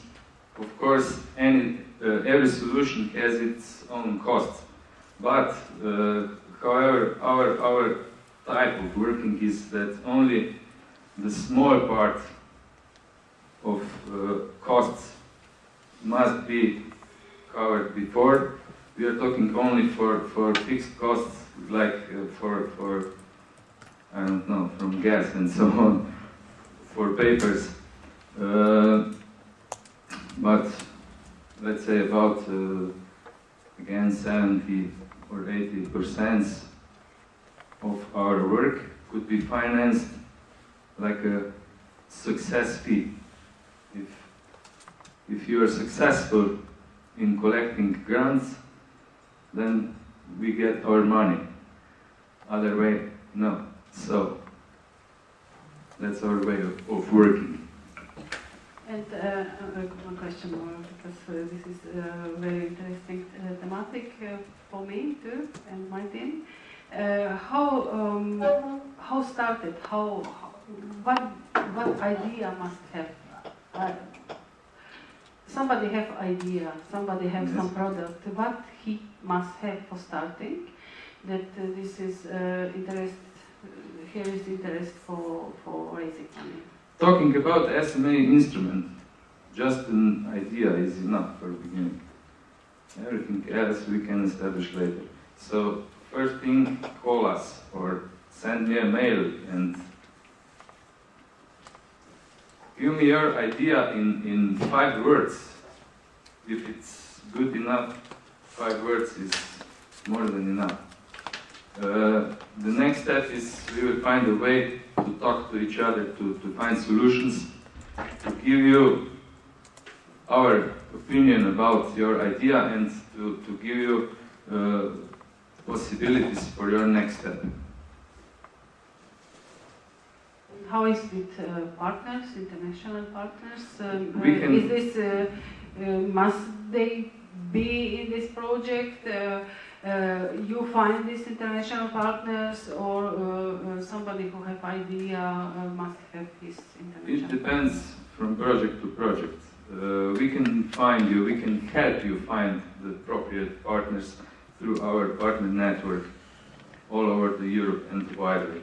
So we can find you, we can help you find the appropriate partners, but you also have partners through your organization. So maybe we can separate this in, let's say, one way. You find 2 or 3 partners from your own, and we can find you another 1 or 2 from other fields which could be related to your project. So that's why it's important to know your project first, and then to talk about possible partnership. Thank you very much. Thank you.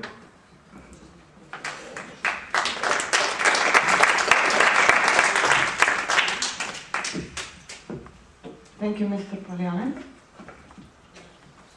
We're going to take a coffee break now, but before, we would like to say something about our sponsors. Mrs. Majda Robić is wearing today a dress sponsored by HempAge from Germany. Yes, applause for sponsors. I'm wearing a dress by Rebel Murska Sobota. So thank you for the dress. And yesterday I was wearing a hemp dress sponsored by Bebinatura, Mr. and Mrs. Šket. We're going to post photos later on our internet page so that our sponsors can see it and use it on their web pages. During the break, we will have a slideshow with all our partners, sponsors, and this is our way to thank them and promote them. We continue at 11:45. For now, greetings from the WHC Green Speakers and Experts Room to all the online viewers, and see you soon.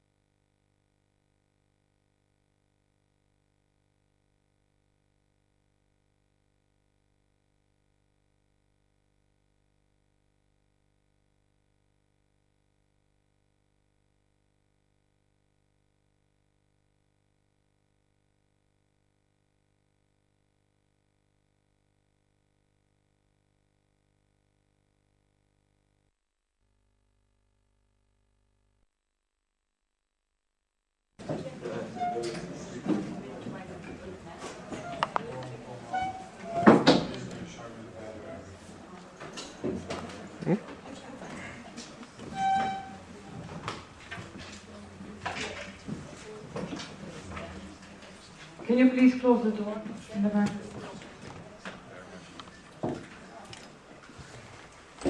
Okay. Welcome back, everybody. We continue with our next speaker, Mrs. Esther Molenwijk from Netherlands. Her presentation is titled The Hemp Challenge, Creative Session on Getting Hemp Back in Business.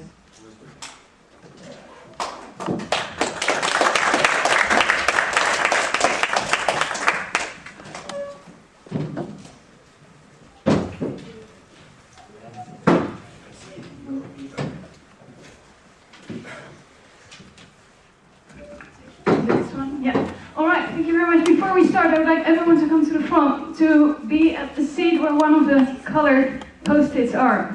So please. And also, this is going to be a topless meeting, meaning no laptops. Just sit down, take your pen, take your post-its. That's going to be it.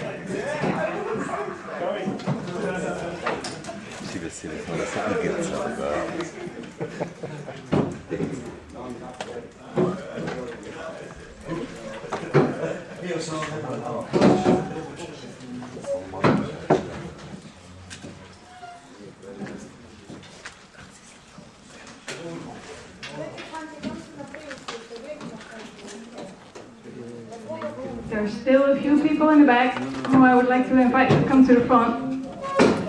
Come on, don't be shy. Please.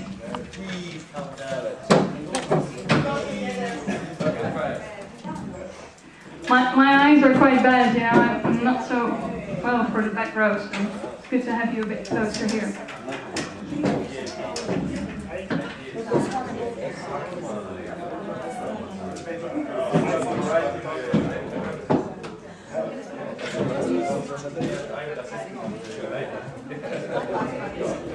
Najpametnejša od vseh si bil, kako si Okay, guys, thank you very much for that already. Before I start, I want to say I've been quite impressed by all the passion over here, but at the same time quite some very much hand-on entrepreneurship. And I really feel like a puppy in here because I'm not really that hemp entrepreneur yet, but I'm very grateful for the WHC organization to give me the opportunity to present my idea, which is still really in a very early stage. So thank you for that. And I'm very grateful for having you all here and thinking along with me. This is really the craziest thing I've ever done when I'm being here today. I'm a project manager and a consultant, and actually throughout all my life, when I start something, I basically know where it's going to end, and I know what I'm going to make of it, and I know what my client's going to make of it. And this time, I don't really even know where to start yet. It's just I'm here. But at the same time, I've never felt driven towards something as much as I feel right now, working with hemp, starting to work with hemp. So I decided to just go along with it and trust where it leads me, and well, so far it's led me to some good places and some good food, really. And I'll see how that works out. But it's really getting somewhere. I do feel that. And what I'll be presenting to you today is really a vision, an idea, a vision that needs a lot of steps, a lot of work, but at the same time a vision that I think is necessary to really get hemp back in business on a large scale. So let's see where that gets us. To start off with, I am a consultant in sustainability, and I designed the MBO route planner in the Netherlands, which is as much as like the sustainability roadmap, and I advise companies and help companies to get their sustainability projects done. And just to give you a few examples, that would be like the fire department, consulting them about not using all that drinking water to turn off the fires, but rather the water that just comes from the sky. Well, there's a lot of things, another client of me was like doing construction of cars, what paint are you using, how healthy is that for your employees? Well, there's a lot more, but actually this is the first one that triggered me to start thinking about hemp, some funeral undertakers. That asked me to design the green funeral for them. Their clients were asking like, I want a green sustainable funeral, and how can we arrange that? And then obviously you start looking at the coffin at the first time. And first you look at the wood that's around it and all the formaldehydrates that are used to kind of glue this together and then put this in the ground, So, but later on I started thinking about the inside of the coffin as well, which is usually made of cotton. So I started researching cotton and obviously found out that there's a much more sustainable alternative for cotton, which is hemp. So that was really my first meeting with hemp. So hemp for textile. And then on a more personal level, I lived 30 days without plastic. I was terrified after seeing this plastic ocean, and I thought, well, there should be a way to live without plastic. So let's just try it for about 30 days. And well, this is a little bit of what I've been doing, like refilling my detergent. I finally found like one shop in the whole Amsterdam where I could do that, which is great. Going to a party with my friends, and apparently nowadays when you go to a club, everyone uses plastic cups. Even when you order champagne, you get it in a plastic cup. Imagine people using 8 cups, maybe, an evening. High quality plastic, things that you could use for like hundreds of years. So I finally found this tea mug, which was like the only non-plastic thing in the entire club, so I was holding on to my tea mug for the whole evening, and of course having a great time that evening. Well, I couldn't eat any nuts that were packaged because all the nuts and stuff are packaged in plastic nowadays. It was really hard to find them not wrapped in plastic. Couldn't wear any stockings, which was hard in November, so that was jeans for me for a month. And, well, actually, I made this really stupid mistake, just buying a net of tangerines, you know, not really even thinking about it, getting home, looking at it, like, of course, we don't even make our nets of natural material anymore, even that's plastic. And that's actually one of the scariest ones, because that's the ones that fish and birds and all the sea creatures really get caught in. So, after this month, I started thinking, you know, I could continue this, I could become like a real activist, you know, don't use plastic, telling them that to everyone all day. Well, we should look for an alternative, which is much more the positive way of living. And again, looking for alternatives, looking for bio-based alternatives for plastics, again, I came into a picture of hemp, which I think is one of your companies, isn't it? Oh, I think so. So again, that brought me to hemp. And then even on a more personal level, I started becoming more aware of what I put in my body, what I'm eating, and what I eat really. Got into the superfoods, and again, there was hemp. So I really couldn't get around it anymore. You know, hemp was all around me. And once you know this, you know, once you work in sustainability and you know this solution hemp can offer, it really doesn't let go of you anymore. So I really found out that this could be, obviously, the answer to many of the sustainability problems we're having. I'm not even going to explain you here, it's just a couple of them, and I'm sure all of you knows how that could be. So, where does that leave me, living in the Netherlands? What is the connection with the Netherlands with hemp? Well, actually, we used to have a very strong connection with hemp. I could even say we wouldn't be as prosperous if we wouldn't have had hemp. Some of you may know the United East Indian Company used all hemp for their sails, for their ships, for their ropes. I'm not proud of everything the United East Indian Company did, but at least this is something I'm really proud of. They did know how to use their natural resources. The image of hemp in the Netherlands has changed quite a bit nowadays. We used to use like 50 to 100 tons hemp per ship. Now we use about 256,000 kilos of marijuana in the Netherlands. Obviously, we have this progressive thing about the coffee shops, which is not actually as progressive as you think, because yes, you can smoke weed, yes, you can go to a coffee shop, but then at the same time you cannot produce it. So this is a real strange thing, and the government is really having kind of closing their eyes, you know, taxing the coffee shops, but at the same time putting the people who grow hemp into jail. Well, that's a whole different discussion I will not get into right now. But yes, we have marijuana in the Netherlands, but hemp in the Netherlands is hardly there. Let's tell you a little bit more about the Netherlands. We have 16 million people. We're quite crowded, but still we have about 67% agricultural land. I found out, surprisingly, that we have the lowest ranking soil and water quality of the European Union. And that's mostly due to all our stock, the phosphor and the nitrogen that's in the ground. So that might actually be a chance for hemp at the same time. And we could grow hemp in the summer. Actually, we're doing a little bit of that. So there's no frost between April and September. And for as far as I know, frost is quite killing for hemp. So at least in that period, we can grow hemp quite successfully. Actually, we don't. We mostly grow corn, wheat, and potatoes.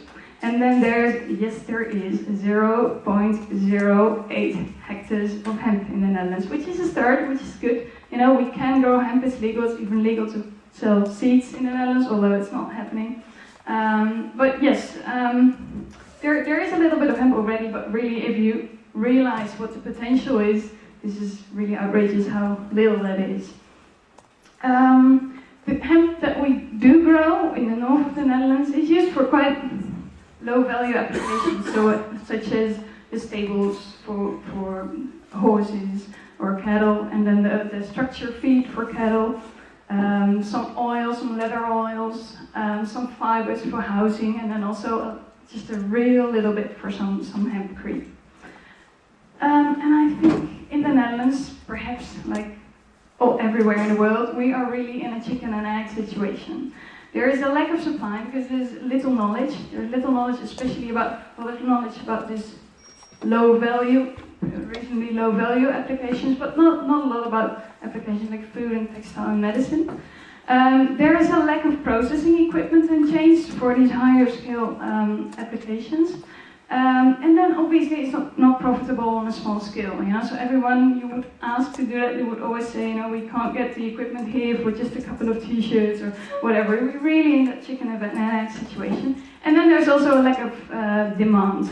The consumers are not aware at all of the possibilities, which is surprising because I have a lot of sustainability, friends who work in sustainability, and none of them really were aware actually, because now they are.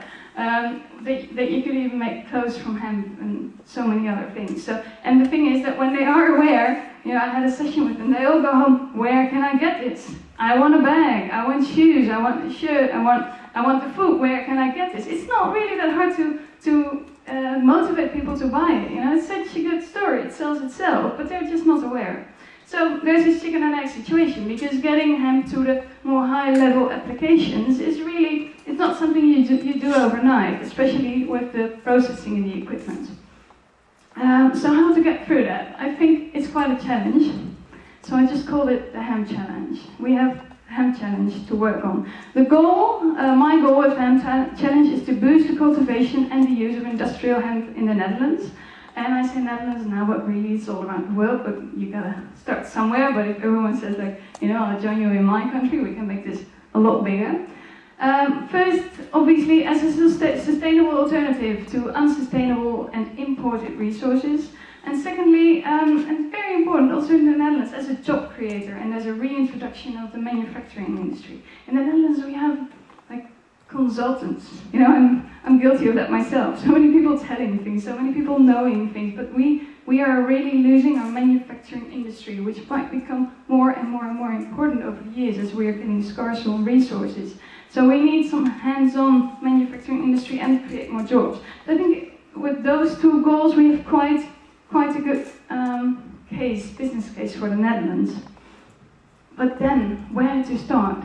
This is what I've been thinking about for the past few months. Where to start? And then the thing is, when you go to the farmers, you say, yeah, well, I don't mind, you know, school hemp, I don't really know much about it, I don't mind growing it, but what's going to get me? You know, where am I going to process it? How much am I going to get for it? Who is going to use it? You know, when you go to the companies, I just noted a few here, like the bigger producing companies. HEMA is actually quite well-known Dutch brand. I think they would really fit in their collection with the Dutch connotation, obviously, of hemp. But then they're going to say, you know, do we have to go through this whole process, and why do it? And customers are not even asking for it. You know, this is probably going to be a bit more expensive. It's going to cost us a lot of time, and you know, why go through the process? This cotton is working for us anyway. And then the customer doesn't even know where to get it, doesn't really bother, doesn't know much about it. So where to start in this chain? And obviously between the farmer and the producers, there's obviously a very large and complicated chain of all the manufacturing. There's a man that really inspired me. He's called Günter Pauli. He set up the Blue Economy, which is about a very new way of living together, working together, but at the same time, you know, being more prosperous as a society. And when I get excited, you know, it's don't try to be the wave, ride the wave. See what waves there are here in society right now and ride them, use them. So I started looking, so what are the waves, what are the trends in the Netherlands? Well, to start off with, local production. People are getting more interested in local production. They start realizing what the shipping costs. They want to know what they're buying. That's actually the first one. The third one. Know what you buy, where you get it, who has made it, how it was made, whether there were pesticides in there. And then also the respect for the farmer. There's actually even a dating show now, a dating program on TV, which is called Farmer Search His Wife. And then we have like this 12 farmers and we follow them every week and they have loads of women obviously wanting to be with this farmer. So the farmer is really becoming sexy again, you know, and maybe in like Slovenia they've always had this status. As I notice right now, there's much more respect in Slovenia already for people having their own land, producing their own things. In the Netherlands, that's been different. You know, we rather trusted the supermarkets, it's stuff that was wrapped and that had some kind of sticker on it, but that's really, really changing right now. So that's, I think, a way we really got to ride. Another thing is the sharing economy. This is something we are good at in the Netherlands, and that's perhaps because we have little space. There's more and more people sharing their car right now. So you have little parking space, parking is expensive, why not just share it? People even swapping houses. My house is being rented out to a couple of tourists at this time. So, you know, you don't need to own things. You want the possibility to use things when you want them. And we start getting that idea. And then lastly, participation. You know, you're not just donating money to a good fund or whatever, you want to participate in what you're doing. And this is also something that was stimulated by the government, as our funds for instance, healthcare are really being pulled back, social funds, and rather they say we're going to a participation society, which is obviously a nice word to say, you know, we're draining the social system. But, well, we are forced into participation, and people are more interested to participate. For instance, with crowdfunding. You know, you're not just saying, here's the money. No, you wanna participate in what you're doing. You want to be an ambassador. You want to say, I'm part of this. This is what I've built. So that's another wave. I think we could excellently ride. So again, you know, going back to my question, where to start? I think we should start on the right with the consumer, and not just the consumer, but the crowd. Make people feel they own it. Make people feel this is something they want to be part of. And when we start with the crowd, we'll go the other direction. The crowd will start demanding from the manufacturers, from the large companies, do you have hemp? You know, maybe in an imperative way, maybe also in a positive way. You know, if you got hemp, you know, I'll buy this. I want to have this. This is actually quite cool. I'm quite sexy doing this good thing for the world, wearing hemp. And then obviously, as soon as the manufacturers start wanting this, start making this, it won't be hard to get the farmers to grow it, because there's such a good business case for your land as well. So that's the route I want to go. So the idea, there's actually two streams to do this. The first one is, as I said, to raise attention and to trigger the demand, to start with the client, with the consumer. And people want to touch things, they want to smell things, they need to know what it's about. It's a bit of an abstract story, you can see the plants and all that, but you just want to feel the thing. So we gotta design a product, a flagship consumer product. It's one thing that really conveys everything that hemp has, the strength, the fact that it's so natural. So we gotta design this product. It's gotta be a bit simple though, you know, it shouldn't be something we have to work on for like 20 years. Just some really good quality, simple, but sexy thing that conveys the message of hemp.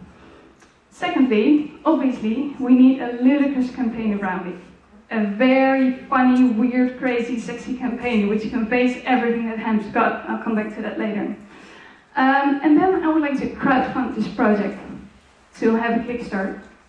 And crowdfunding, you told us about that earlier. There's one thing I find very important about crowdfunding, and that is that people become owners, become ambassadors. That for me is the most important reason to crowdfund it. Because, you know, you can say like, you know, pay your whatever, 25 right now, and you will have, you know, if we have enough money, we can start growing, and we can get the machine here, and then we can produce. You know, you can come to the harvest in September, and we'll start producing in November. Actually, you can come by in the factory and see how that goes. And in January, you will have your socks, perhaps, or whatever it's going to be. Make people own this revolution. And then finally, obviously, once you've done that, we can start really getting the chain back together. Develop the equipment, the knowledge, and the chains to produce hemp again on a high level in the Netherlands.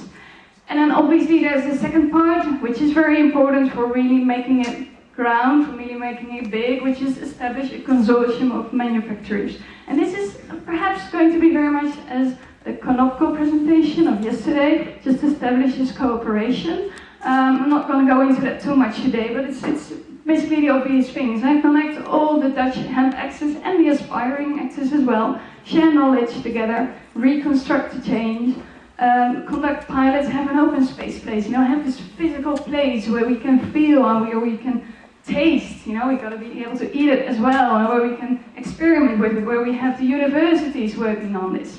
So that's going to be the second part, but I think the second part is never going to succeed if we don't have this first part, because we do need the sexiness back. We need the consumer to want this.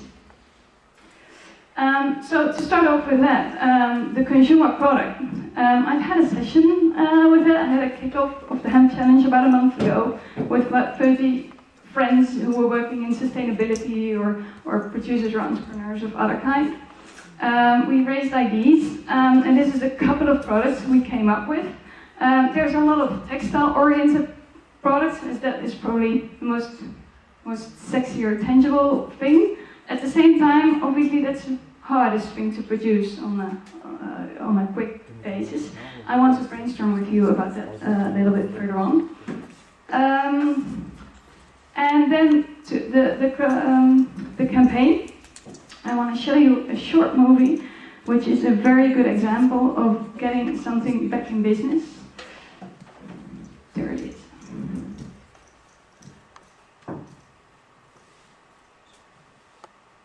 Fruits and vegetables are facing an absurd situation. On one hand, people are encouraged to eat at least 5 a day, a lot of money for families. On the other, we throw 300 million tons of it away each year. Tout ce qui rentre pas dans la norme, c'est poubelle. As the European Union made 2014 the European Year Against Food Waste, Intermarché, the third largest supermarket chain in France, decided to rehabilitate the non-calibrated and imperfect fruits and vegetables. So we launched Les Fruits et Légumes Moches, the inglorious fruits and vegetables, starring the grotesque apple, the ridiculous potato, the hideous orange, the failed lemon, the disfigured eggplant, the ugly carrot, and the unfortunate clementine. Now, you can eat 5 inglorious fruits and vegetables a day, as good, but 30% cheaper. How did we do it? We bought from our growers the products they usually throw away, and sold them in stores.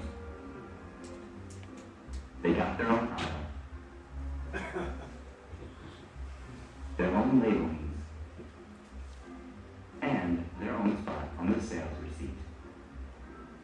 For people to realize that they were just as good as the others, we designed and distributed inglorious vegetable soups and inglorious fruit juices.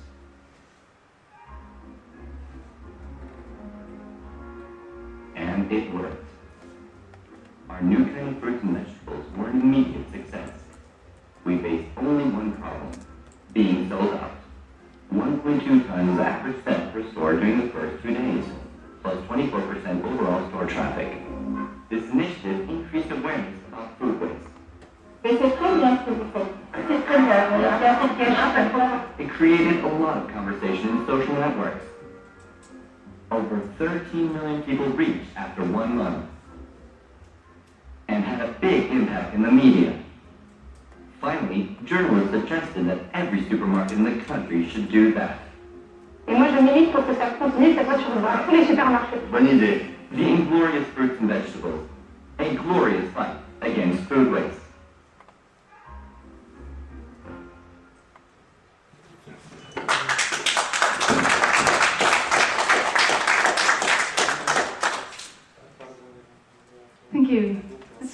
example, isn't it? I think in many ways it corresponds to the challenge we are having. It's this obvious thing. Of course we shouldn't throw our fruits and vegetables away if they have the wrong size. Everyone would think that. But then again, it's such a challenge where to start. And they started with the consumer. They made it funny and crazy. And they started this silly campaign around it. And, of course, they designed a product because people want to taste it first. Are they good? Is this okay? So it's such an inspiring way to get something across. And it also shows how easy it is to get social media attention, to get free attention, as long as your idea is good, as long as your campaign is good. So, thinking on to this is what I want to do with hemp. You know, make this obvious thing, put it into the market in a simple way, and get the crowd to want this. And actually, hemp has a lot of things going for it. You know, there will be so many creative agencies and students really wanting to do this. To start off with, especially in the Netherlands, we have hemp as the engine of the Dutch prosperity. You know, we could get so many Dutch historical museums to go with this, especially in the time of crisis. You know, people want to belong to something again, go back to where they're from, and I think it's something that we could really use. Hemp is the forbidden fruit, obviously. You know, the word high could be in the high quality, high society. There's so many things you could do with that, you know, to just make a little nice connection, a sexy, kinky connection to that. Obviously, hemp as a natural solution to all our sustainability challenges. You know, that's an obvious one. And then, which is really my personal favorite, hemp as a symbol of power to the people in a nice way, you know, just like, you know, let us grow our crops, you know, let us have our natural resources. We can do this in a nice way. So this is just a quick thing I wanted to show you about the sort of campaign I'm thinking about. But as I have all you experts here together, my major question at this point is, what is going to be this product that I will be making? So in the Hemp Challenge, you all have your little post-its in front of you. I didn't have enough of those, so people who don't have them, either share them or use your own pen if you have one. There's a couple left in here which you could pass to the back. I got 3 questions for you. Are you ready? Yeah? Good, thanks. Fired up. There we go. The first one. What would be the best flagship product to design? And you can pick fibers, stock, leaves, textile, food, anything. What do you think? Please write at least 2 ideas. It's about quantity right now. We can associate later on from quantity to quality. What would be 2 ideas of a relatively easy to produce product that we can make on a short term, which is representative for the strength of hemp, which could reach a big target group, which everyone uses, and of course is a bit sexy. Okay, 1 of the 4 is good. Please write at least 2 ideas. It's quantity, not quality right now. Whatever comes to your mind first. Everyone will draw the hemp leaf. Yeah. Sorry, 1 idea on each paper. Yeah, thank you, Paul.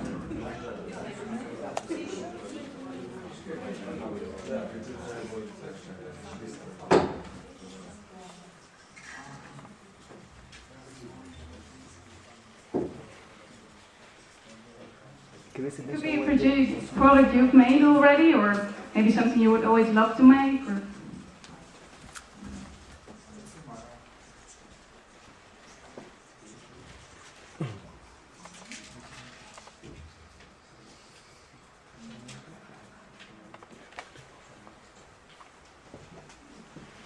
Okay, I think most people have 2 products now. Excellent. We'll go to the second question, and this is really where I just want to lean on everything that you've experienced right now. What is the greatest pitfall I'm going to encounter in this entire process? From the marketing to the producing to the selling to what are the pitfalls you have encountered? What is something that I will have to be aware of? What's pitfall? A pitfall is like a hurdle, something that can go wrong. What is something to be something? Problem, yes. I don't like that word, but well, yeah. Okay, bottlenecks. Challenges. What is the greatest challenge that I will encounter? Thank you. Again, please write 2. 1 on each post-it.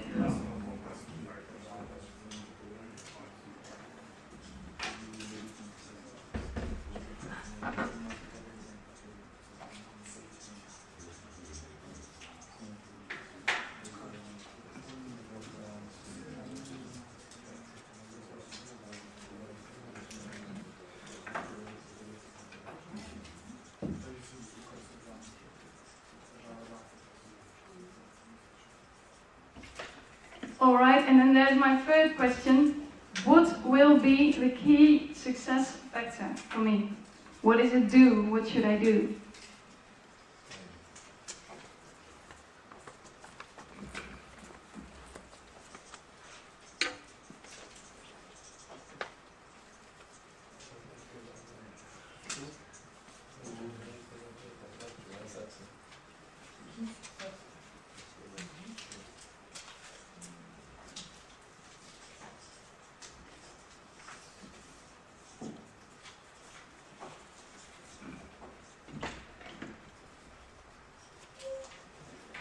I like the noise of all that writing. That's great. All right. Well, there we go. Thank you very much already. There's 3 people who will help me, which will be Diego, who will be at the board of the pitfalls, and he will remember everything that you will be telling him there. Then there will be Louis, who will be at the breakthrough ideas for the products that you've been thinking of. And then here, Valerio, who will tell about the key success factors, the do's, what should I do. Right now, I would like you to split up in 3 groups, and I will just do that like, here's one group, starting there, so everyone there is in group 1, yeah? And then everyone from here is in group 2, and this is going to be group 3, yeah? So group 1, please first go to the breakthrough products. Group 2, please go to B, which is the pitfalls. And group 3, please go to the key success factors. The idea is that you stick your post-its to the board and explain within the group why you think that's a good product. And that way I hope you share some knowledge as well. We have 5 minutes, then we turn around, and then we do another turnaround. Thank you.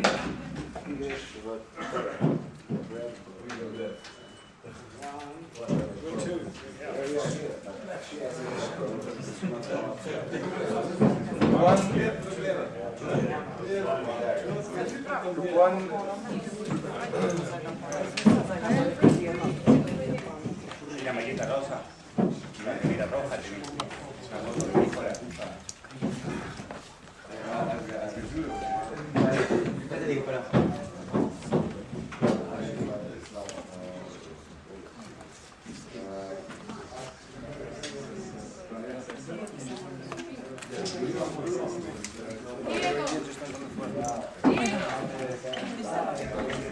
¿Quieres pasar? Pásame tu papel.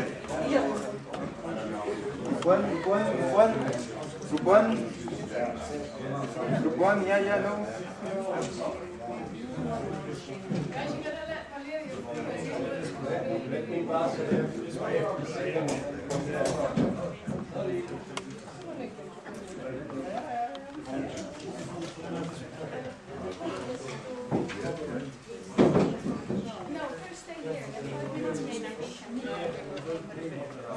Guys, group one.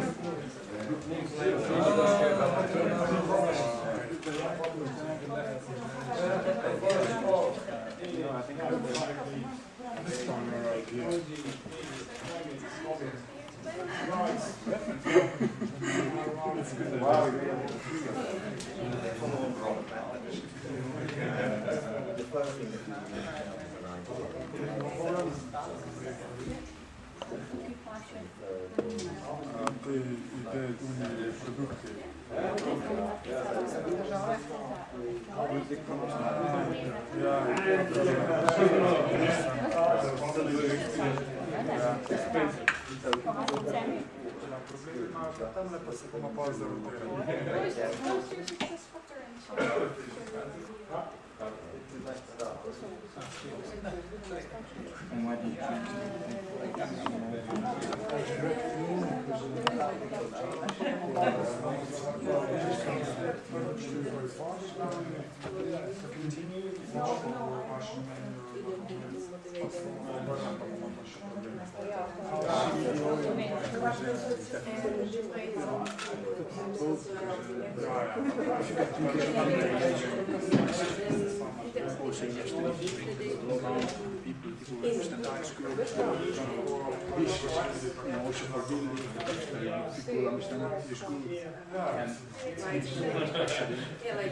Very healthy, and all the rest of the English follow as a concept, the direct concept.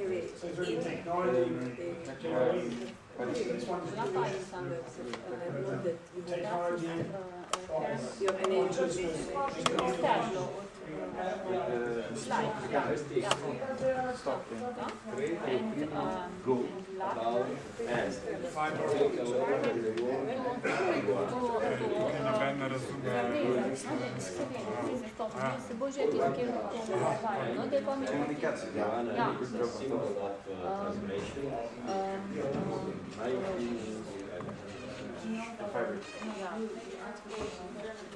yeah, explain exactly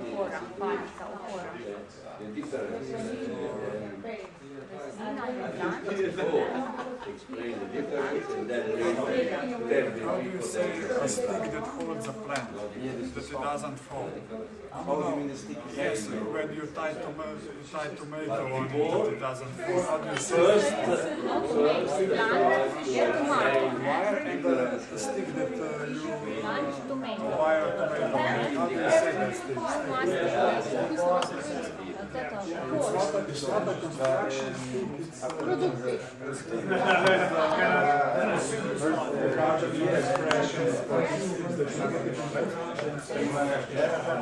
but that's brain.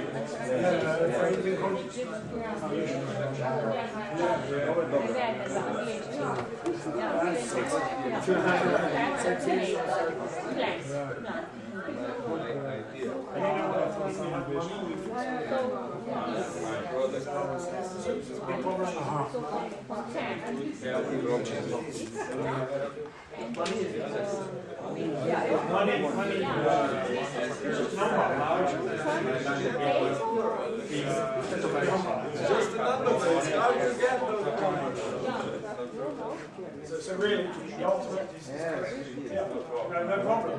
Because we need to make numbers. And then we buy superstar. We buy superstar.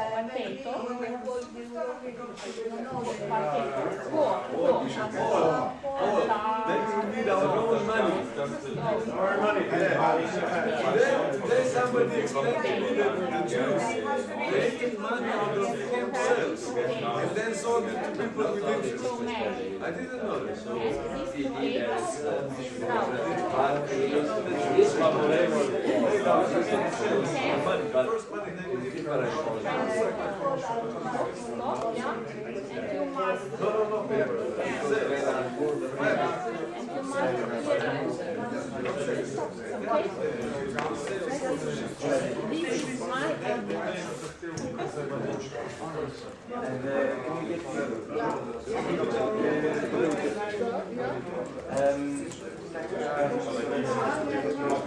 Money ain't a problem. We need our own central bank. Money is a problem. This is a very good discussion. Money is not a problem. We are all sovereign. What is money? Really, what is really money? Money used to be real. 20 years ago, money was real. Today, money is real. And they have they make central bank. You understand?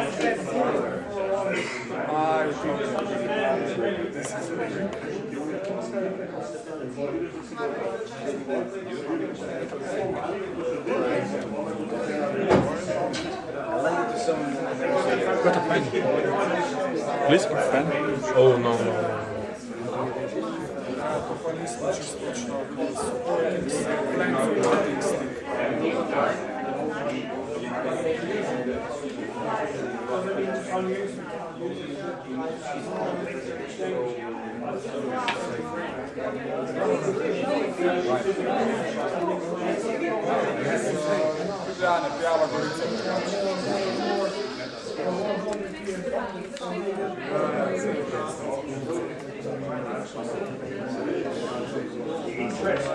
Everyone, thank you. This was the first round. I would like to ask you to go to the second round. So I would like everyone to turn counterclockwise. So that group will go this way. Sorry, we'll go like that.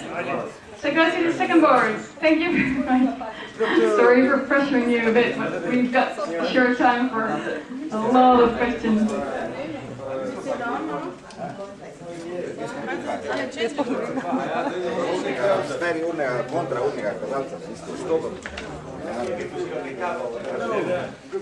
Good turn. This side is on me. This is one. What are we doing here? Getting our ideas. Ideas of stuff that can promote stuff. Basically, ideas of hemp products that can promote themselves. So sexy. She wants a sexy product, you know. We want a sexy product. This stick them up. Be aware that some of them will not stick because the stick is just not that good. It's quite fatty, very greasy. How's it going here?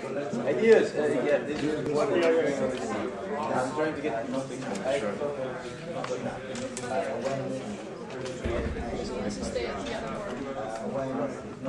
Alright, so let's see. Anyone want to explain some ideas?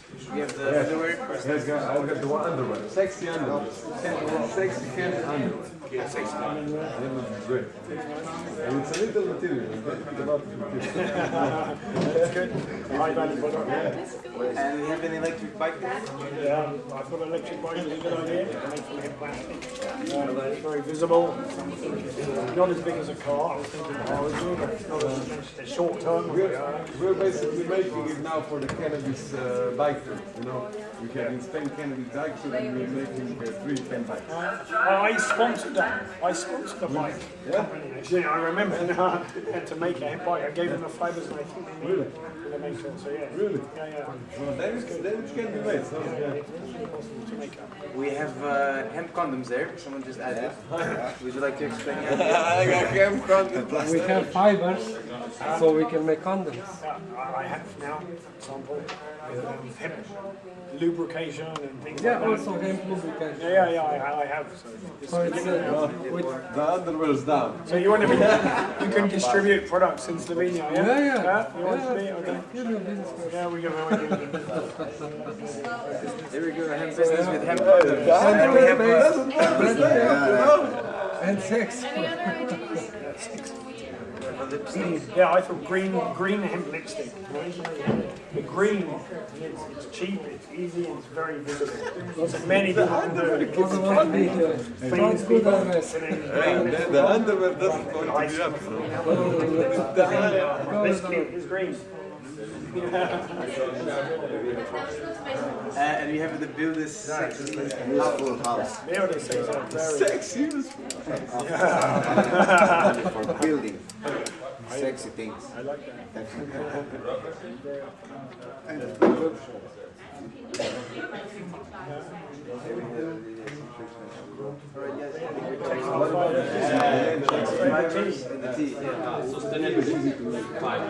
A lot of people drink it. Yeah, it's really good. It gives you a good price. This year we are just some kids played in the woods and found the used condom tied up and something like this. Hemp condoms, apparently, so they wouldn't find it. They wouldn't find it. They wouldn't be able to flick at you.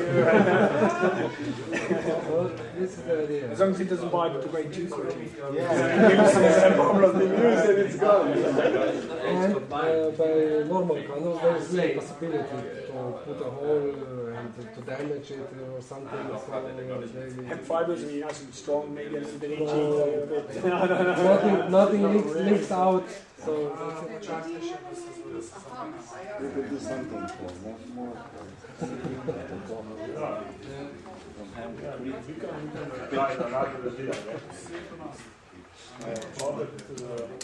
Change the color. Lower this for the morning and the evening. So, what do you think about the product? You can change the color. Then you will know what you will eat in the morning and what you will eat in the evening. No, for people. Okay guys, we have to do the last turn. If you don't really get to mention all your IDs, I'll be here for another 1.5 days. So, one more time, counterclockwise, please.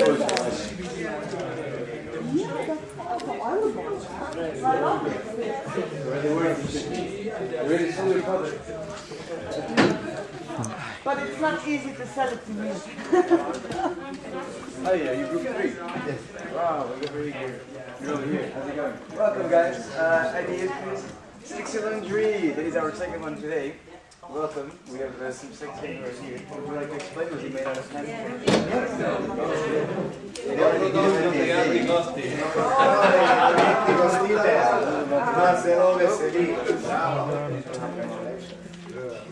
So 603 made out of hemp? Yeah, in other words, it needs to be soft.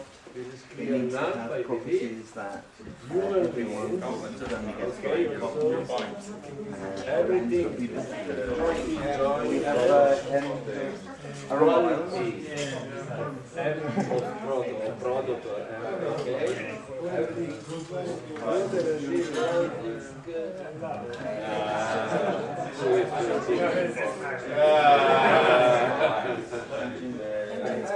I've actually been told that there's Levi Strauss is actually going to launch jeans. So Levi Strauss so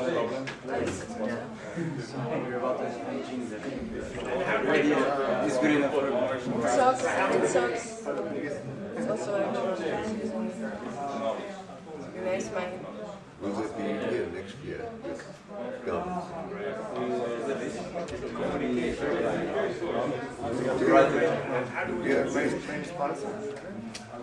Everyone forced to have condoms. Yes, it was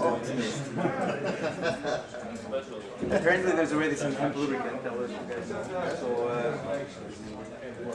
the condoms themselves are not yet used, but apparently already some hemp lubricant.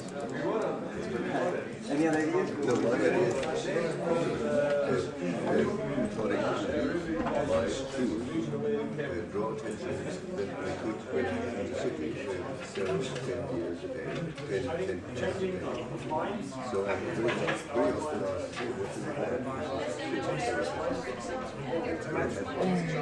I put them right into people, such as another factor, potential, and we need a functional vest like this.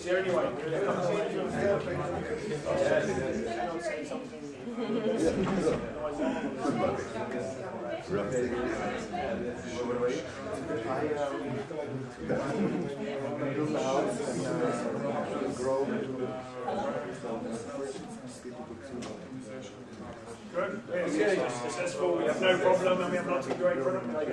We've got work to do. Come on.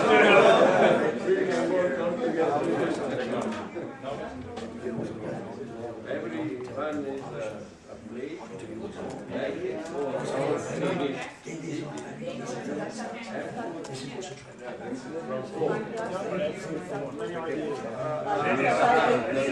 I did not write it. I got the underwear, no sexy underwear. There's not a lot of them. We need to pay attention because I heard from the market very soon arriving sexy cream. And we have the Three items. Alright, guys, we're done. Thanks for the work.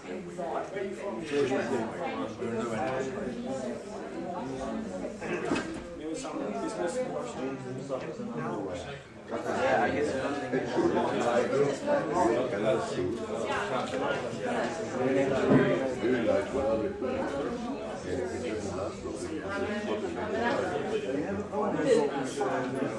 Okay everyone, I would like to go on all afternoon like this, but I guess we have to wrap up now and just consider this just the beginning, and you can tell all your ideas and your concerns to me next day. I'm going to ask the three people, Valerio, Luis, and Diego, to give a very quick wrap-up of what has happened in their section. Just a moment.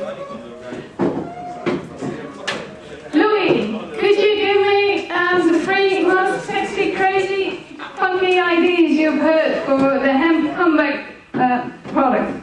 The three. I can sum up in different. Please, people. Hi, these are ideas here. Hi, so we had quite a few great ideas. Some of them in terms of sexiness went around the same. We got suggested the green lipstick. Yes, green lipstick, I'll buy it. We have a seller right there. Product already. We had the sexy lingerie and the condoms. Suggested condoms, particularly lubricant, as apparently it's already been done. In terms of clothing, we had ideas for jeans and t-shirts, crazy funky t-shirts, socks as well. I believe that is that. And for we had idea for producing for the grounds to actually use parts of the plant to hold other plants. For instance, for the tomato plant that needs to grow, use hemp and actually integrate it around, so to try and make a full cycle of the greeneries. Those are the three summaries.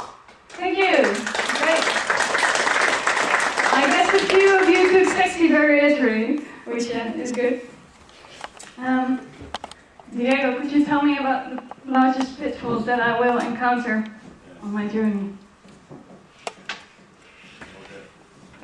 Here we have three lines for the big problem of the hemp in the world.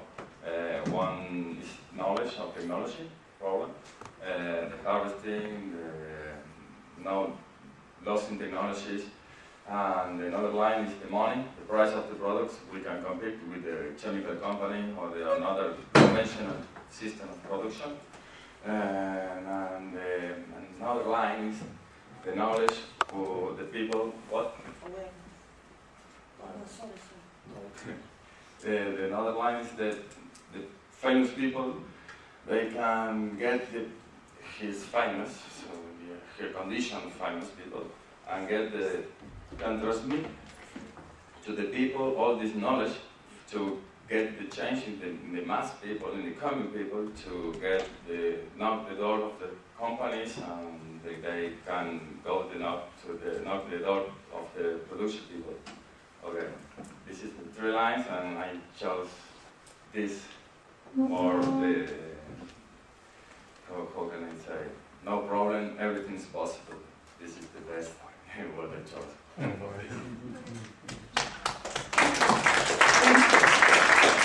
Thank you. Yeah, that's there is obviously some pitfalls, but I hope that Valerio will tell us about the key success factors to overcome those. This would be easy for me, but I don't know if we have a magic stick to realize everything on here. So finally, one of the more representative is to make soft the empty fabric. This is quite important because it's very difficult. A second suggestions is more for political, is to get free hemp everywhere. So maybe with the help of our political. So I mean, get free the cultivation. Free in what way? In any way. So taking higher also the taking higher the THC content and so on. So free. Taking away marijuana work from the things. And of course, promotions, communication, marketing, organizing people in event and so on should be the key of the problem. And the last one is just because this production don't have any problem to be recycled. So this is the things that I like. Thank you very much, everyone. Excellent. Thanks. just I'd like to add one thing that Hannah actually mentioned, which is an important thing, is to gather people who have the same vision and who want to go for that because of their own drive and not because I would employ them or anything, who just want to join the challenge, which is an invitation to you all, actually, at the same time. If you want to join the challenge in any way, you are very welcome to. We can discuss how we can connect this through different countries. I'm not sure which one to press. Paul, you pressed the right one yesterday. The small one? Sure? Yes. All right. Thank you super very much. I'm really grateful for all your ideas and thinking along with me. If you want to follow this project, connect with me or even participate in the Hemp Challenge in whatever way, please let me know. Also, if there's any ideas that didn't come really across in this very short term and short presentation, I'll be here for the next 2 days. So please just, grab me and tell me about your thoughts about this. That's all for now. Thank you very much. That's great.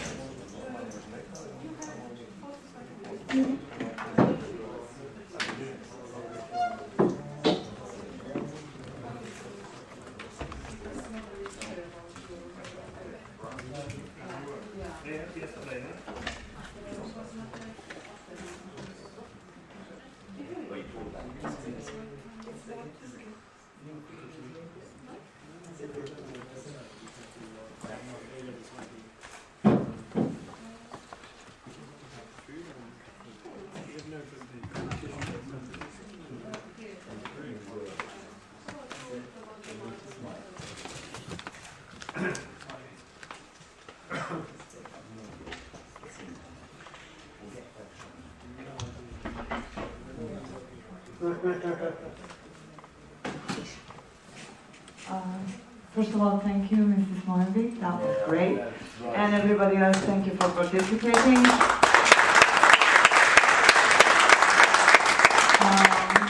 I'm going to give word to Mr. Paul Benhaim.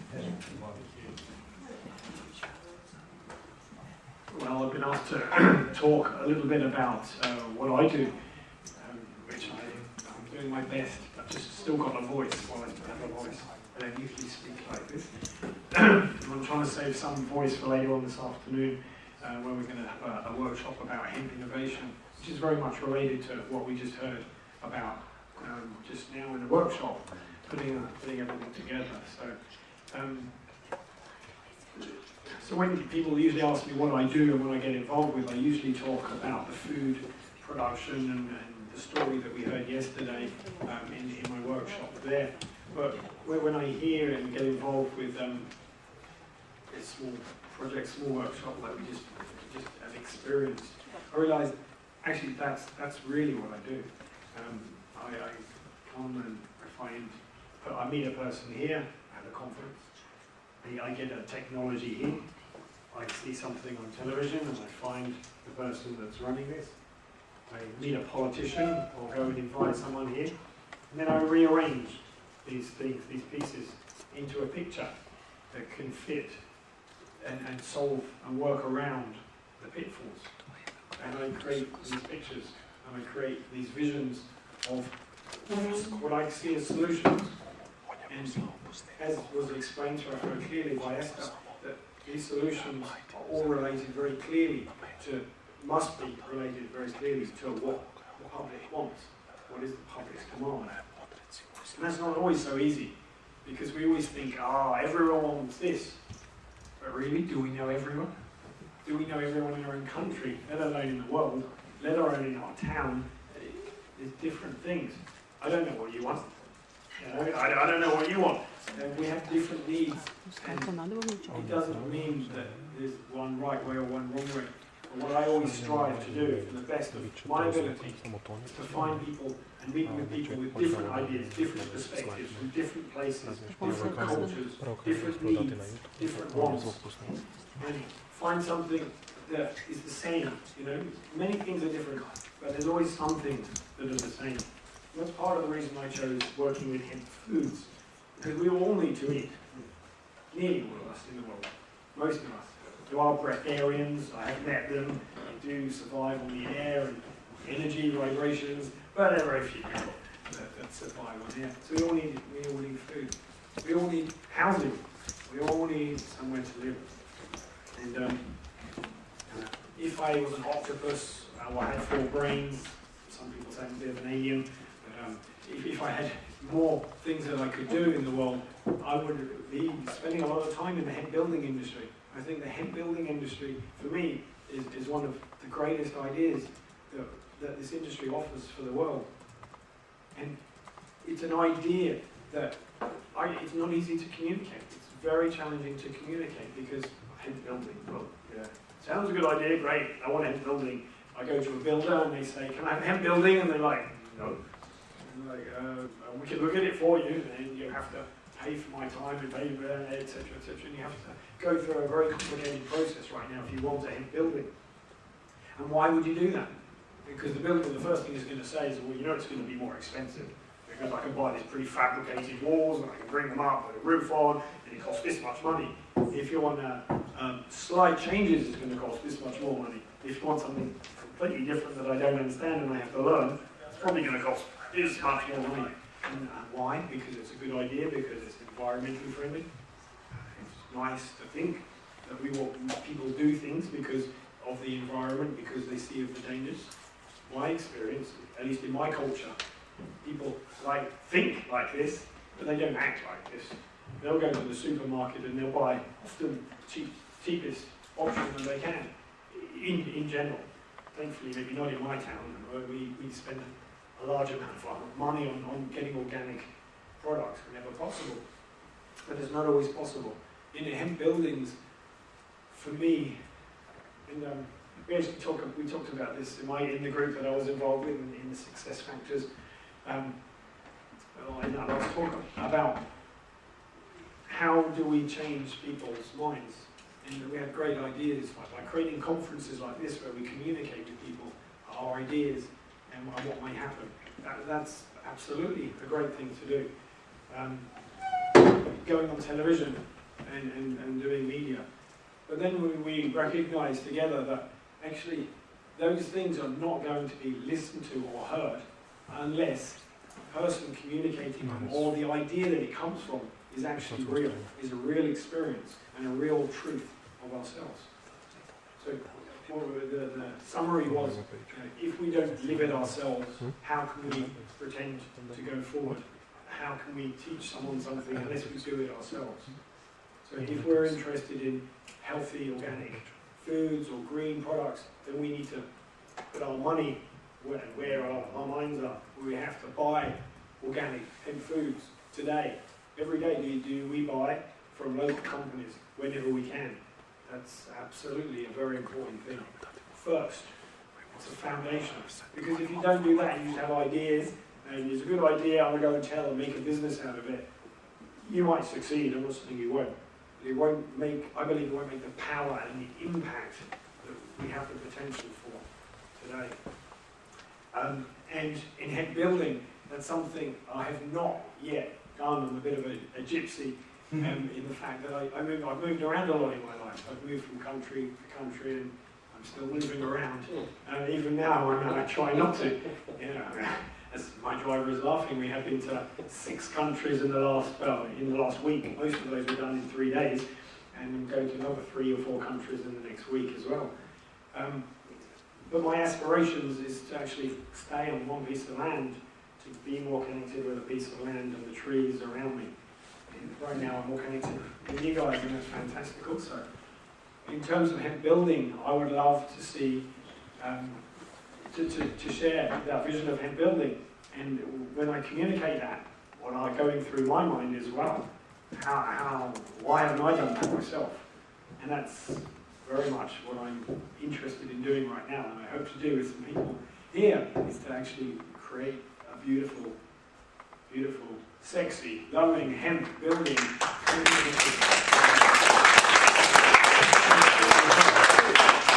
There's no need to clap yet. We haven't done that yet. It's just an idea. You shouldn't believe me because I haven't done it. But you can take that for where you will, and I hope that you go and build yourself a hemp home. Now, why am I so keen on building myself a hemp home? Well, you can think it's because I've been involved with hemp for 18 years. Of course he wants to build a hemp home. He's a hemp man and hempster, and that's what he does. And honestly, just because I'm a hemp person doesn't mean I always choose hemp for something. I'll choose hemp because it's high quality. I'll choose hemp because it's the best product for the job. People talk about hemp having hundreds of thousands of uses, and that's what I learned in Jack Herrera's first book, Emperor Wears No Clothes, which taught many of us in the industry. And honestly, most of that isn't true. It's true that you could produce all these things from hemp, but 100,000 uses, most of them don't make sense. Honestly, most of them don't have the success, have too many pitfalls, are not the right ideas, haven't got the network of people that will make these things happen. But there are more than most plants.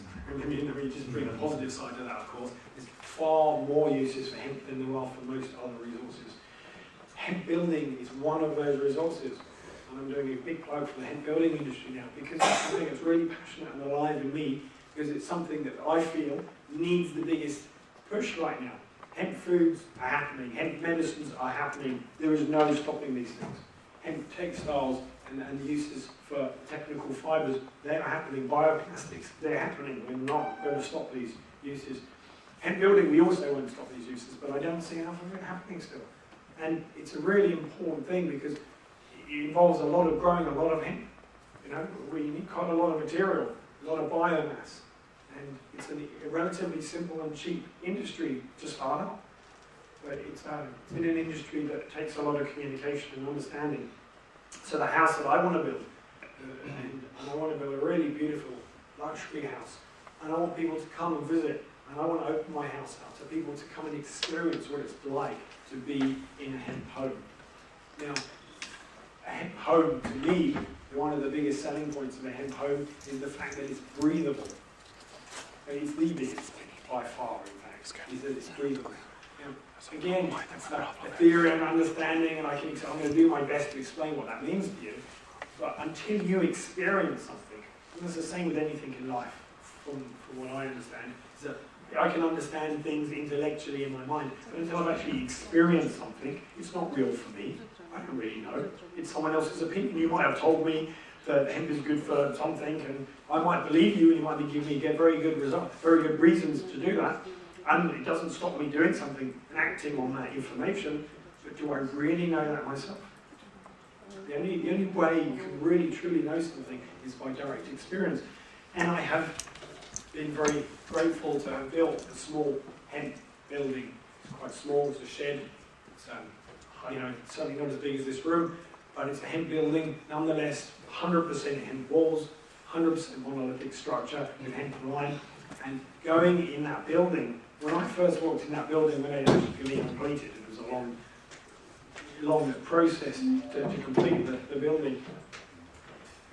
I can't explain. It was an immediate feeling. I felt I was still outside. And it wasn't because it was rustic or anything, because we have a nice line, coatings on the outside. It looked like a normal home. Hemp homes don't have to look like a hippie home, don't have to look like a straw bale home, but don't have to look like any. You can make them into any form you like. It's a very moldable, very adaptable material. So it's not about the style. Everyone has different styles, of course, and it's irrelevant, the style, in my experience. You make pyramids from hemp, of course, as we've seen earlier. But whatever shape or size the building is, when you go inside it and you feel how it feels to be in a breathable building, that's something else. For me, it really was an experience to go, wow, I don't just want to build a hemp home, I am going to build a hemp home now.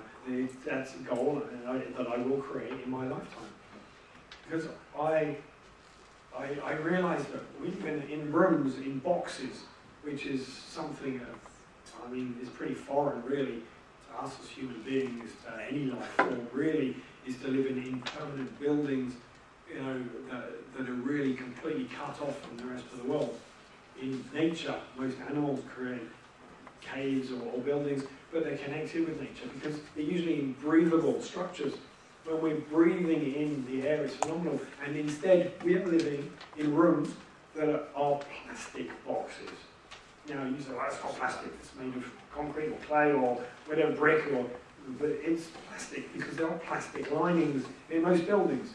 There are insulations that are made from materials that stop the air movement. So they put in air conditioning units and things to try and circulate the air and mimic what a breathable building is. And I promise you, it's nothing like walking into a building that's breathing and you can feel the fresh, vibrant air. You know, personally, you know, working in a room with no windows, I mean, it should be a crime. It should be illegal. I mean, where's the natural sunlight? Where's the vitamin D? You know, I love breaks now because of that. We have to go into the sun. We have to be connected with it. I want, you know, we also have the knowledge now, and we have for many years, you know, of the sun, where the sun comes up and how it goes down. We can choose the direction of our building to be solar passive, which is all fantastic, and bringing light into our rooms. And you mix that with a breathable house, and you have a house that stays the same temperature throughout the different seasons. So, yeah, it's not one of my products. It's not something that I'm involved with directly or created. But it's a passion. It's an experience. It's just one of my experiences, and I thought I'd share that. I didn't have a particular title or idea for a talk today, so I thought just sharing what comes to me right now, and that is let's build hemp houses. Let's build hemp houses. Well, you're on.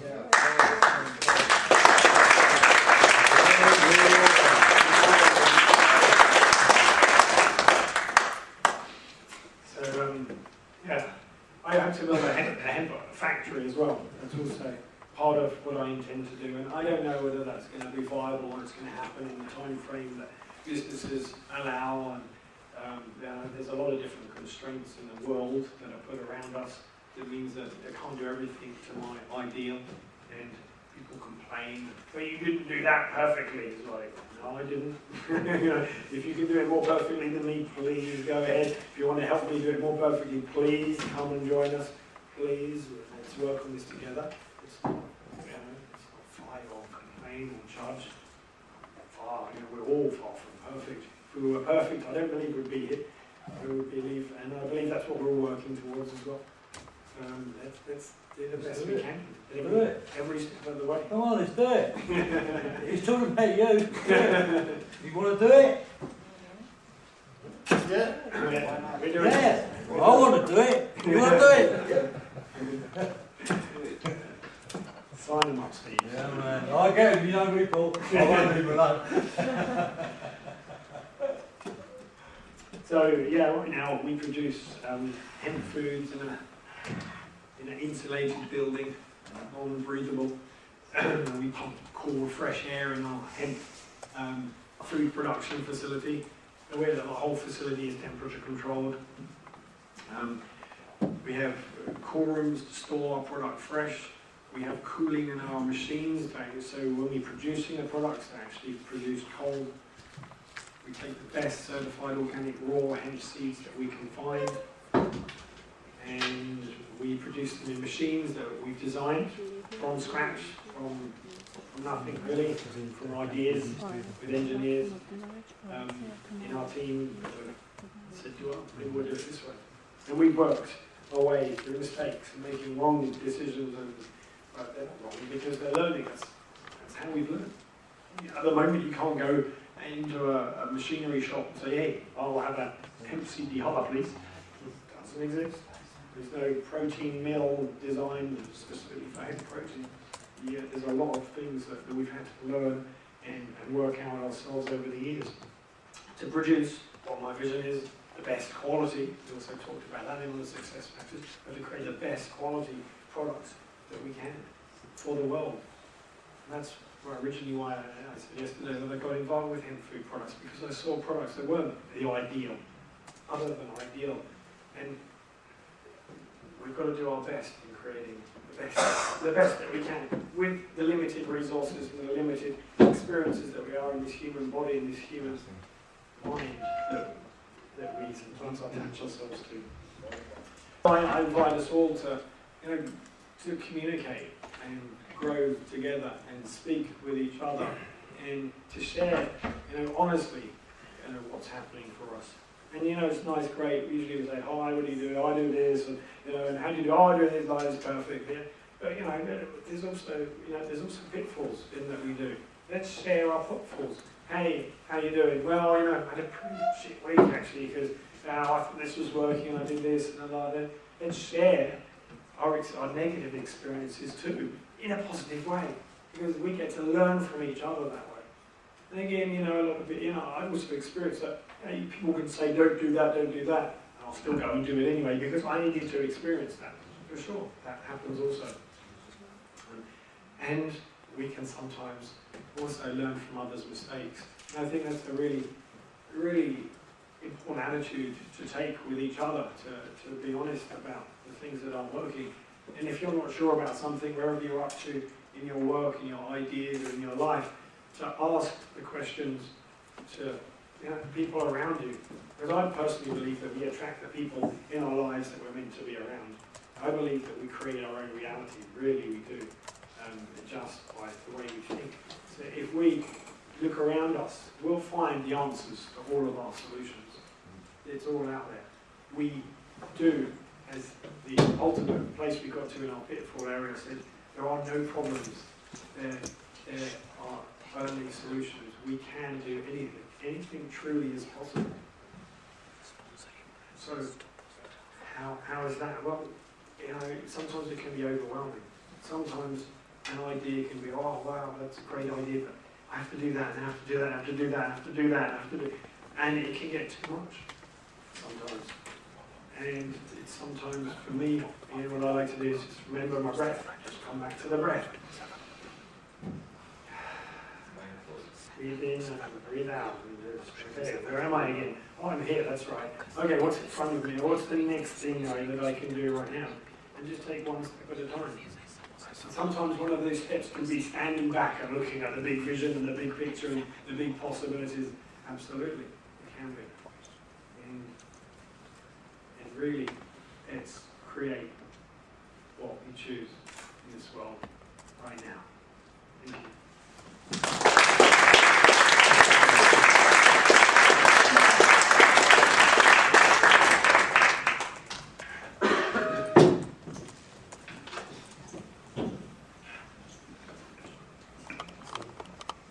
Thank you, Mr. Benhaim. Thank you. We have another speaker scheduled for now, Mr. Martinovic. Due to some technical problems on his part, his lecture will be online tomorrow. Yes. We go for lunch break now, and we come back at 3 o'clock with Global Health Innovation Winners Announcements. So all of you watching online, please make sure that you don't miss it. During the break, we will thank our sponsors of Fountainess finally, because we had some technical problems, so we weren't able to thank them properly. That's all from our part. Greetings from the WHC Green Speakers Experts Room, and see you at 3 o'clock.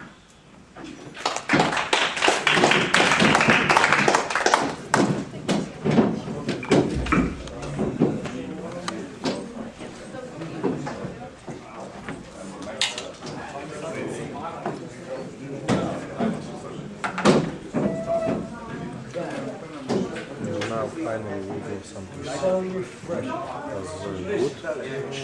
good. Yeah, it was very good. Food is usually very good. It's a nice mix.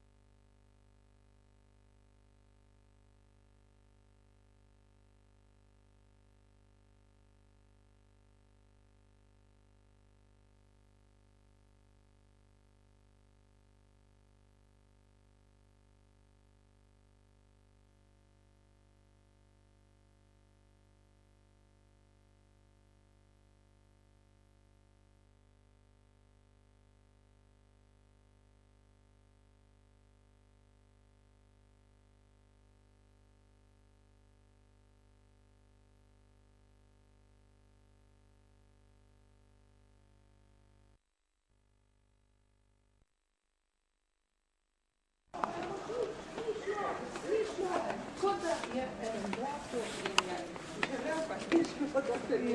prišel pravi čas.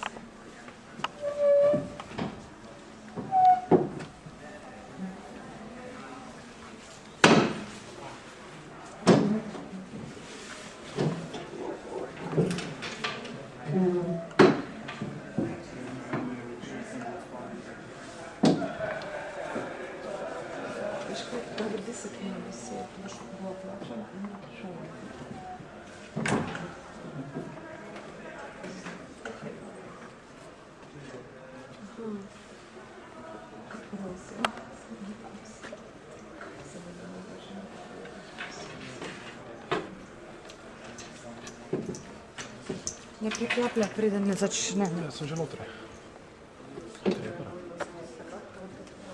Ja.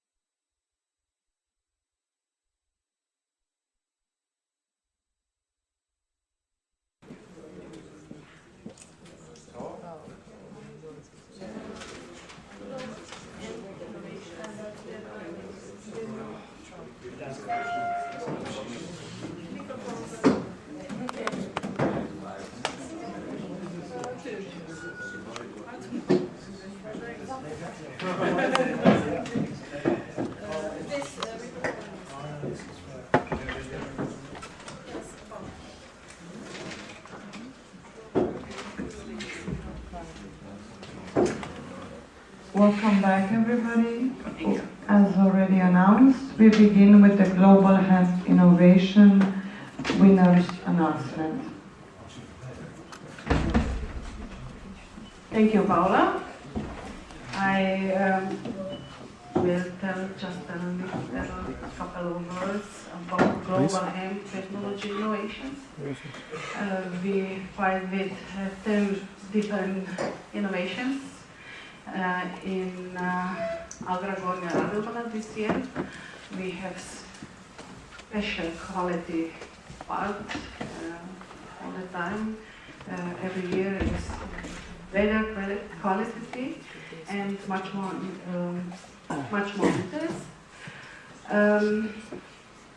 I must tell that this year was just a little bit surprised with some new ideas.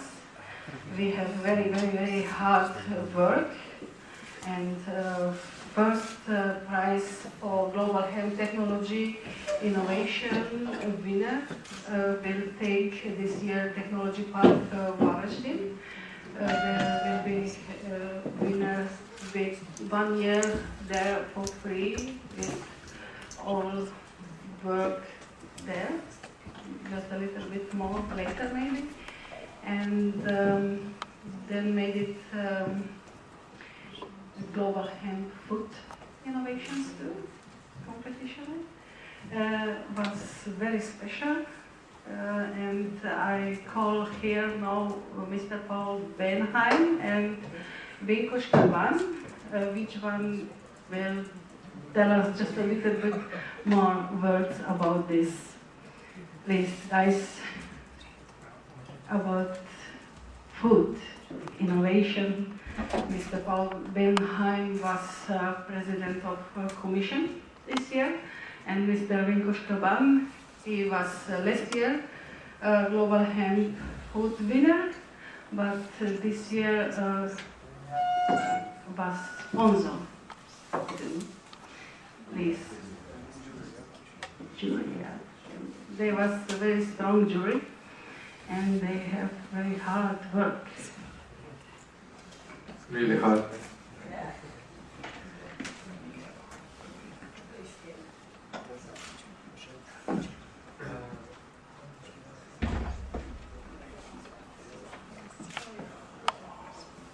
You want to start, I guess, first?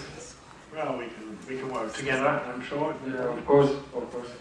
Maybe I'll start by introducing some of the pictures behind us of some of the entries in the global hemp foods that we've just been eating. We had a hard time To evaluate. Evaluate, yeah. We had 3 very distant testers that filled us up. Yeah, I came home like this, you know, like pregnant home. That's my excuse as well, but You put it down. Yeah, it's good. Yeah, I was very impressed overall before we begin and talking about the different entries, the quality, the innovative use of hemp in different ways within food. So not just adding a bit of hemp and sprinkle it on top. It was very interesting to see how different materials were used throughout the recipes. I really enjoyed the different tastes, the unusual recipes in themselves, and that's part of what we judged. Wasn't it? It wasn't just what foods they ate, but it was how it's presented, also the overall feel and experience. And innovation itself, where it came from which idea. Yeah, exactly. The thoughts behind the food as well. And we was not hungry. No.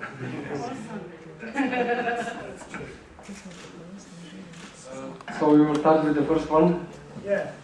Technology or food? What way? Technology is your expectation. Left or right?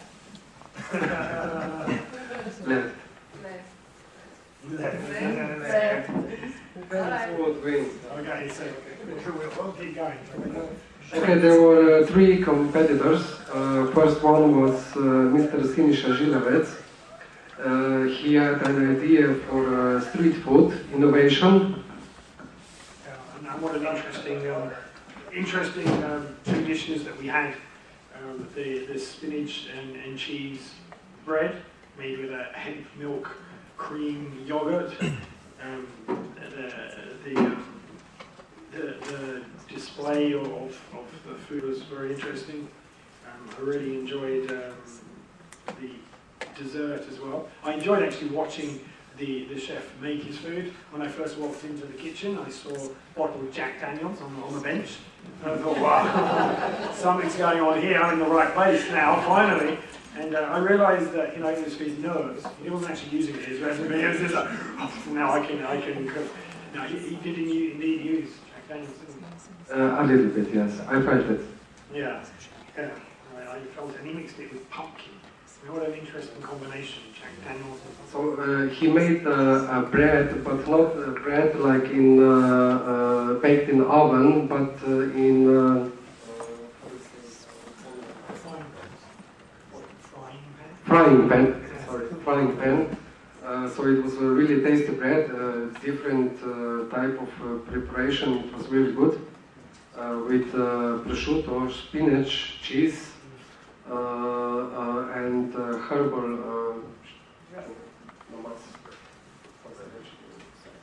okay.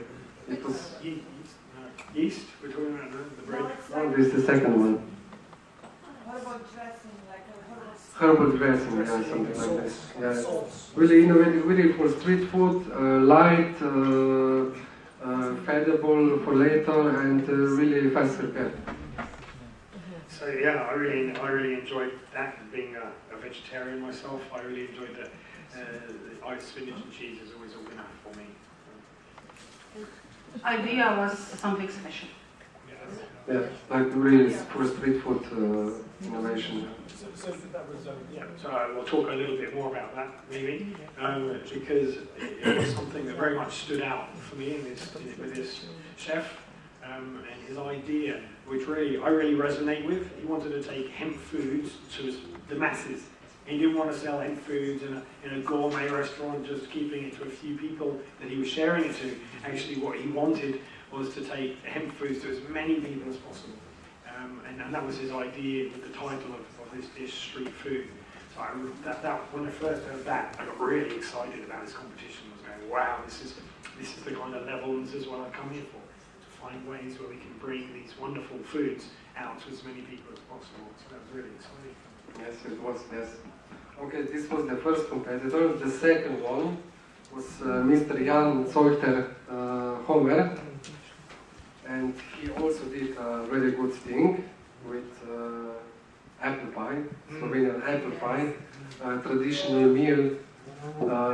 Here it is, yes. Traditional Slovenian meal with hemp flour in texture.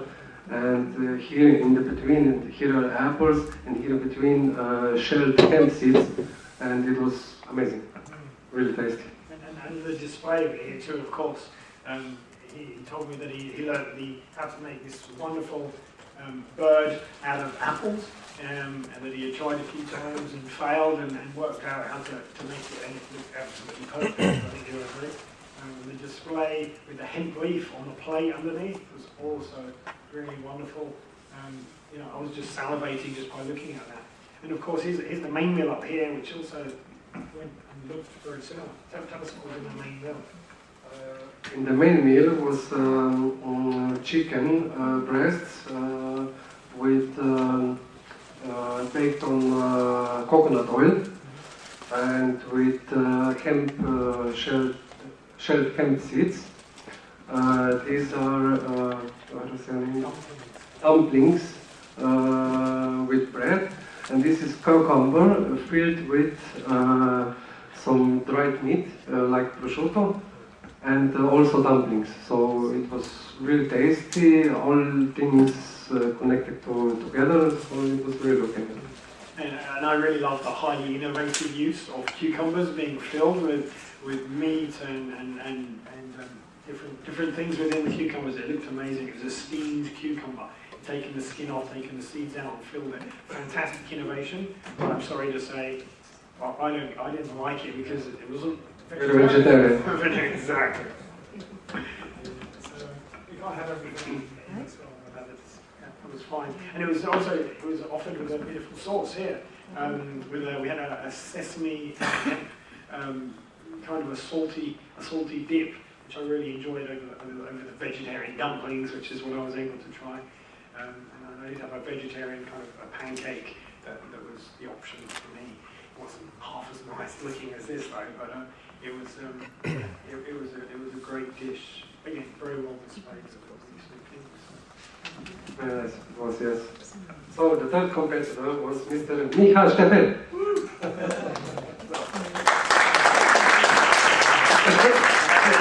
No influence in the judges, please. Last year, Global Health Technology winner, Miha. Yeah, but he started cook. Yeah. He wanted all the trophies as well, and come back for more prizes. Why not? You know, once you've won one thing, move on and win more. You know, good spirit. Yes, this meal was very fascinating. We loved it. You remember? Yeah, I remember very much because I saw it. It was all vegetarian. Of course, I'm going to love it. I loved it very much because it was actually, for me, it fitted the healthy side of my interest in hemp and the nutritional benefits. pretty simple, a lot of raw foods. The potato dish that we saw here also very nicely displayed with a beautiful cannabis flower, of course, on the side. Very strong garlic. Wasn't it strong, that garlic? Jaz si to imel ljutomerskega?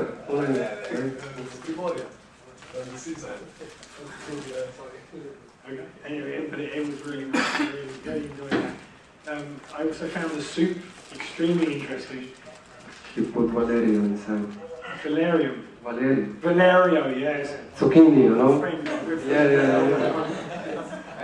Valerio and zucchini soup. Really enjoyed meeting him, but then they boiled him up. I miss a hand. Oh, he's still here, that's good, yeah. But, so as well as zucchini in the soup, they made the soup with hemp milk. Now that was really interesting. I really love the fact that they used hemp milk as the base and boiled it up in creating a beautiful zucchini hemp milk soup. Extremely novel idea. Something I wouldn't have personally thought of, and very happy to have seen that being produced. On the other hand, I was a little bit disappointed that the hemp milk wasn't fully strained. The pieces of hemp seeds in that, it would have been nice to be a really smooth soup actually. It would have been absolutely perfect in that. So for the next variation, a little bit more intensive. But it's because of the nutritional value. If you leave it in the soup, it's more nutritional. Yeah, I know, and that's why I liked it. Is because they put a lot of effort into the nutritional side. But there's always a balance between doing the nutrition thing and actually tasting good as well. And for a mainstream product, something you want to see out in the world, I think it's actually finding that balance. Because there's no one way to do things. If you make the most healthy foods, you'll be eating very little and very boring foods. Which I personally am happy to do, but again, I guess that the competition included, how this would be real in the real world, I guess, The last meal was the most healthiest meal. It was really okay. There was also a salad with carrots. It's not yet, no. Yeah, this one, yes. Salad with carrots, hemp seeds, wine, hemp oil, and ginger. And again, while I was watching them prepare this dish in the restaurant, in the kitchen here, I really enjoyed how easy it was for them. There was just like, yeah, throw that in, and there was no exact measurement of milliliters. It was just, I'll chuck a bit of that, maybe a bit more, and the confidence. Big passion. Passion and confidence. They really cook with big passion. Yeah. And that's why there was a difficult decision for every couple. Started, Nico, started. Big decisions. Me to start with the decision. Well, I want to talk about the decision. It's all part of the decision making. Just as all of the things that we deliberated on to make the decision. Well, they can wait longer. It's okay. It's coming. It's coming. This one with the Caprits one particularly, where they use white wine. When they explained to me while I was eating it that they usually would make it with lemon. That immediately, and I don't know whether it was again because they told me, but I really said yes. It doesn't actually work with white wine. This dish, as healthy as it is, lemon would have been absolutely perfect, and would have actually fitted really well. So definitely the healthiest for me. And definitely something I would eat very happily and very much buy in a restaurant and be excited. Are you vegetarian? I'm vegetarian. And I'm not just judging on the vegetarian also. There's many other things to consider, of course. What do you consider? I have considered about the second meal, if I go back. The chicken was really tasty, really okay, but it is missing something. Something that it could complete the meat. So maybe some sweet cream sauce or something like this with some different spices because of the cucumber. He could find something like cucumber, not cucumber, but that comes together with cucumber, like I don't know, paprika or something else. The cucumber is homegrown also in every garden here in Slovenia, so he could pick something up like this to put it together. So I really appreciate your help in deciding about recipe number 2, because I obviously couldn't consume it myself, so your advice was really helpful. We didn't taste it. Yeah, no, but it was really helpful. And anything more you want to say about that one, or are we talking about the first one as well? The first one was also all ingredients. They were like they were individual ingredients. Every ingredient had his own purpose, his own taste, and on the end they were really like one, incomplete. So the first meal, the bread was fantastic because of this, and light and crusty and innovating. You can get it fast, so it was okay. What missing was already enough. Too much yeast. Too much yeast. Yeast. There was. It's a shame, wasn't it? That bread was really well made, and the yeast was so overpowering. It really affected the whole taste.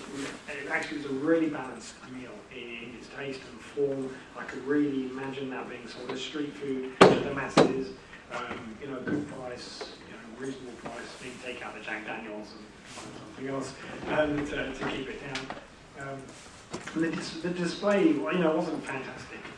But it was a street food. You're not expecting the best display in a street food, so I consider that, you know, overall decision. You also mentioned that by the first dessert also was something missing.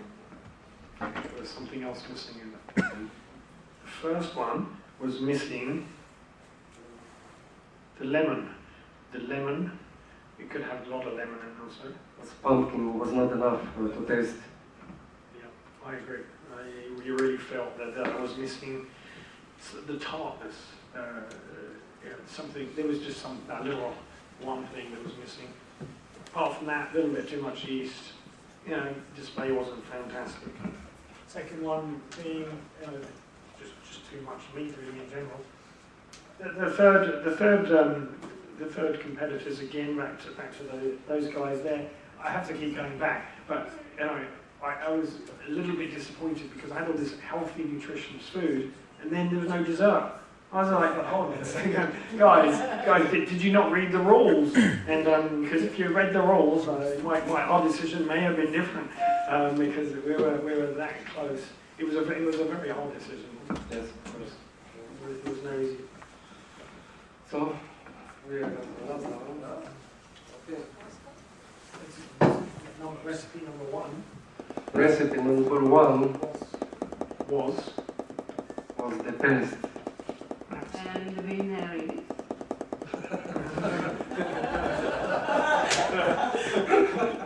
Okay. Well, then you know the winner soon. It's coming. Someone wants to really know the winner. The recipe number 1. Recipe number 1. I give him the best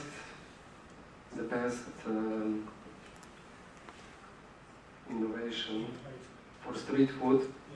It's really compatible with his name. Yes. Best idea. Indeed it was.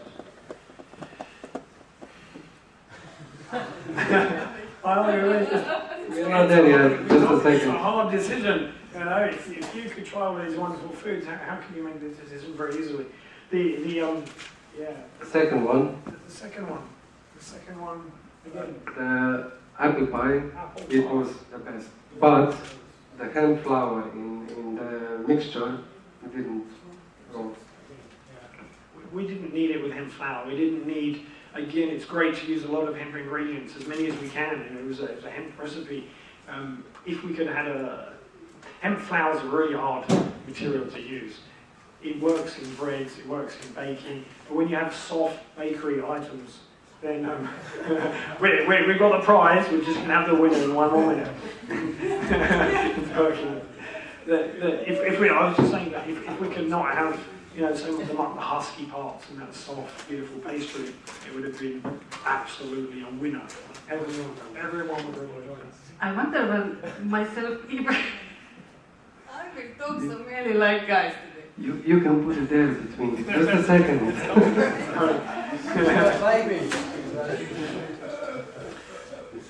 Yeah, the hemp flower didn't go inside. It was really too much. The shelled hemp seeds were enough, really enough. And the third group of guys. No dessert, still no dessert. The third, for me, the good hemp guys. That for me was the winner. But the dessert was missing. Did he say that? Yes, he did say that. So we he knows it. You know, we couldn't. I wanted to. I really did. In fact, I wanted them all to be winners. They wouldn't let me. It wasn't fair. We had to make a hard decision. Yes, rules are very important. We got told off.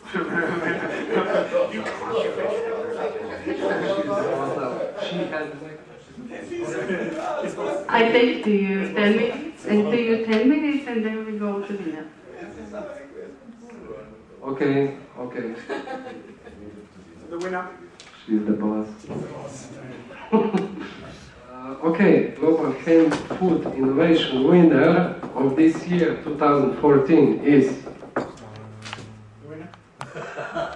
Open it. This year? Oh, no, of course. Ready? Let's open it and find out the final results from the judging competitors. We had wonderful judges.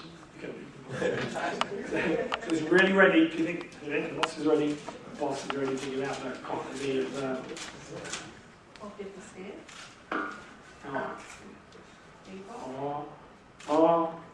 The winner is. You let us do that. 1, 2, 3. Jan Zoiter Homer. Yay! Congratulations.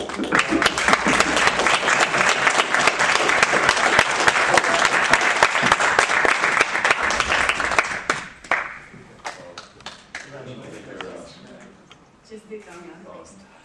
Veliko poslovnih uspehov še naprej.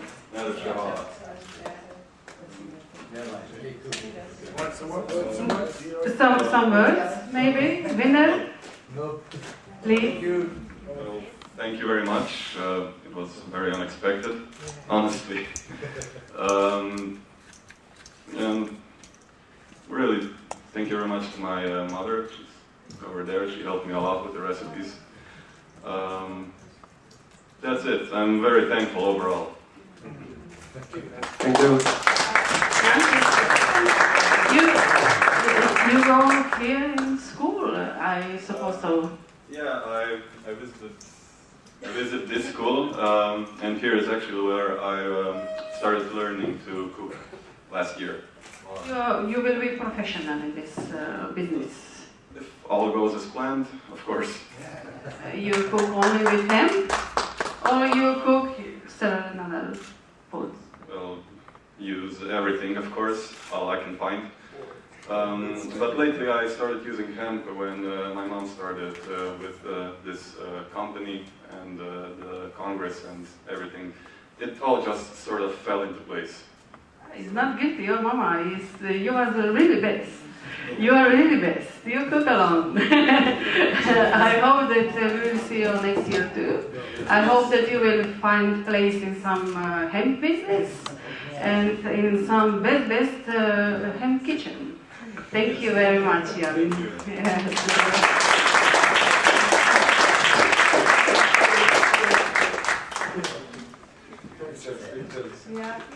Paparazzi.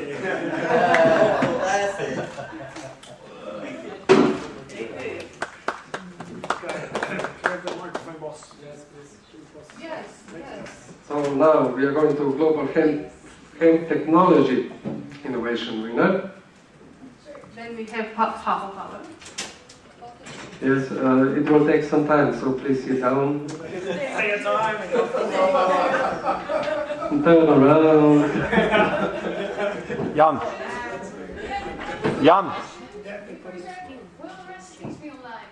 Oh, good question. Yes, of course. All the recipes be online. You can come up if you're checking it. I cannot see. Thank you. Winner recipes are all the time online. We will prepare this year too, and this year we prepare kitchen books from all 3 list winners, Global Hemp Food Innovators. And now I hope that we will find somebody else too, who will take us recipe from competition. But winners we will take in first sight. We will make it. We will make it. It will be online cookbook. Yes, anybody can do it. We have not. You were not present on the. No. Yes. Yeah. Okay, I was. I can say I was also participating. So maybe it's me here. Maybe you're the winner. Maybe I'm the winner. I don't know. We will see. Okay, I hear some good, really interesting stuff there, and I think that every single individual that was presenting the new technology this year had a really perfect combination for an invention. So I wish luck all of us. Yes, this year was President of Global Hemp Technology Innovations, Mr. Andrej Poljanec from Croatia. They are sponsors and lead partners of this project. And exactly, he made a decision with all of us. In our team, which one talk about winner was Ministry of Agriculture and me, of course. We have 10 special global hemp innovations. I cannot talk about anybody because we need then 6 hours. Women talk much more like this. And yes, I am not ready yet, Paul. I am not ready yet. All right. I think that better that we open this. If you suggest, take the Vinko. Maybe he is inside. Maybe yeah. Read my own name. You know it.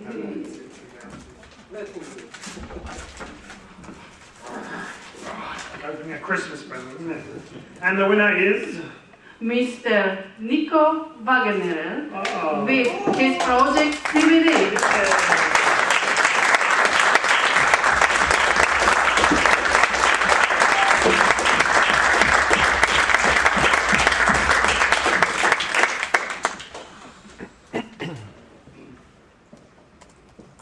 This was a very. This innovation was something special this year. I must tell to anybody because it was not so specifically technology, but much more for he worked for health of people. Nico, congratulations. You are a very special guy today with us in this Congress, and you are a very special innovator. And I know you work a long time.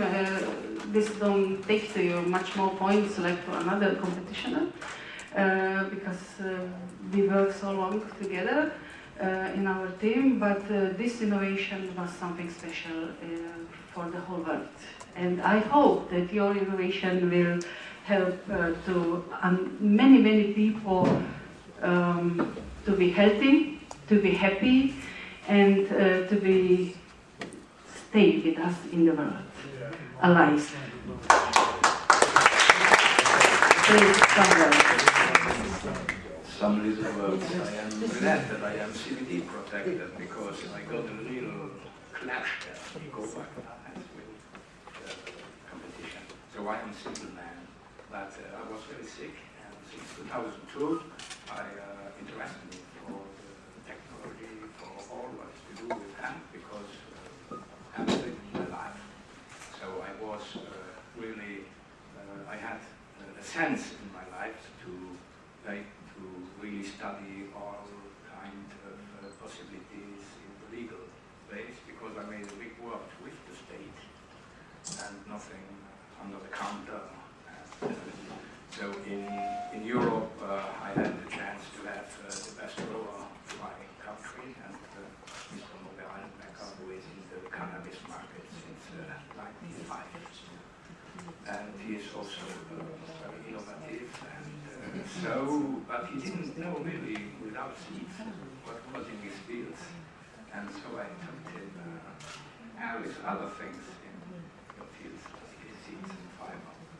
And that was the beginning, and then we created the first tea hand selected from people. Each flower is took in the fields after control of trained people who come working, doing harvesting to us. And then I found also a very good procedure to continue that, because you know that I work also in California. I have a grower license, state license in California, and there was future from Europe is still now in evolution in this fantastic country, Northern California. And so I am very, very glad to be so honored, and tomorrow during my presentation I will give you some knowledge how you can go with state, with government, with companies legally to produce high-quality products. And the best of is just good enough. And that's CBD and others. So, I thank you.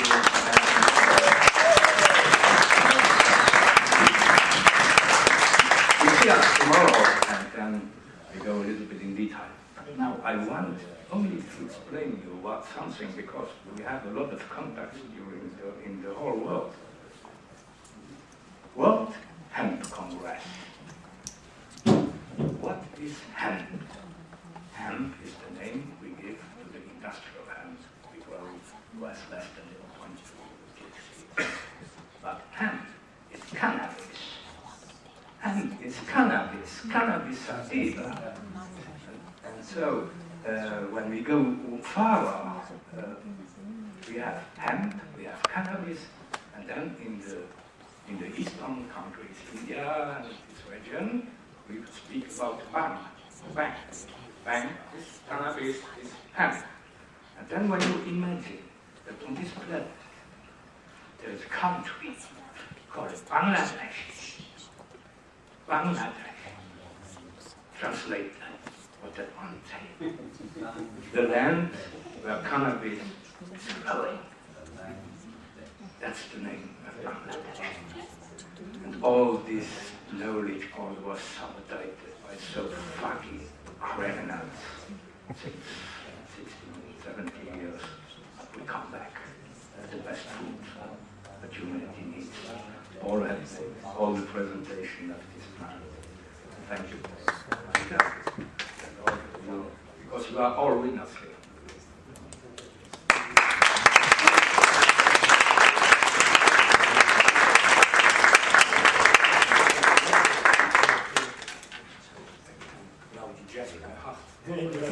Thank you very much, Mr. Organizer. I think that we will close this Global Hemp Innovations of this year, and we will start it with new work today, with workshops, and this will be something new in our country, between our friends and our people, which one we should work in business with your knowledge, with knowledge of our people. And I will enjoy this today, maybe some work. They almost come. Secretly talk about mastership. Next year, we will have live television and we'll do full MasterChef ceremony. So thank you very much. Thank you. Yeah, I like it that you promised that we will have MasterChef. This will be hemp MasterChef. Hemp Chef, World Hemp Master Chef. We'll work out the name by next year. All right. We will go global. We will go live, and we will make a show. I hope that you go with both of you. You'll be here. I'll be here. Why not? This is better. Winko. You know, Thank you. And I will be here. I hope so. And I promise you, next year, much more stronger global hemp innovations. We wish this for all of us, for business, for healthy world. Thank you very much, and see us tomorrow. Thank you.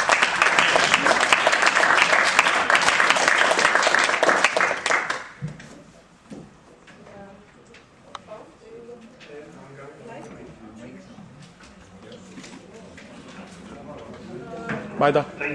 Majda.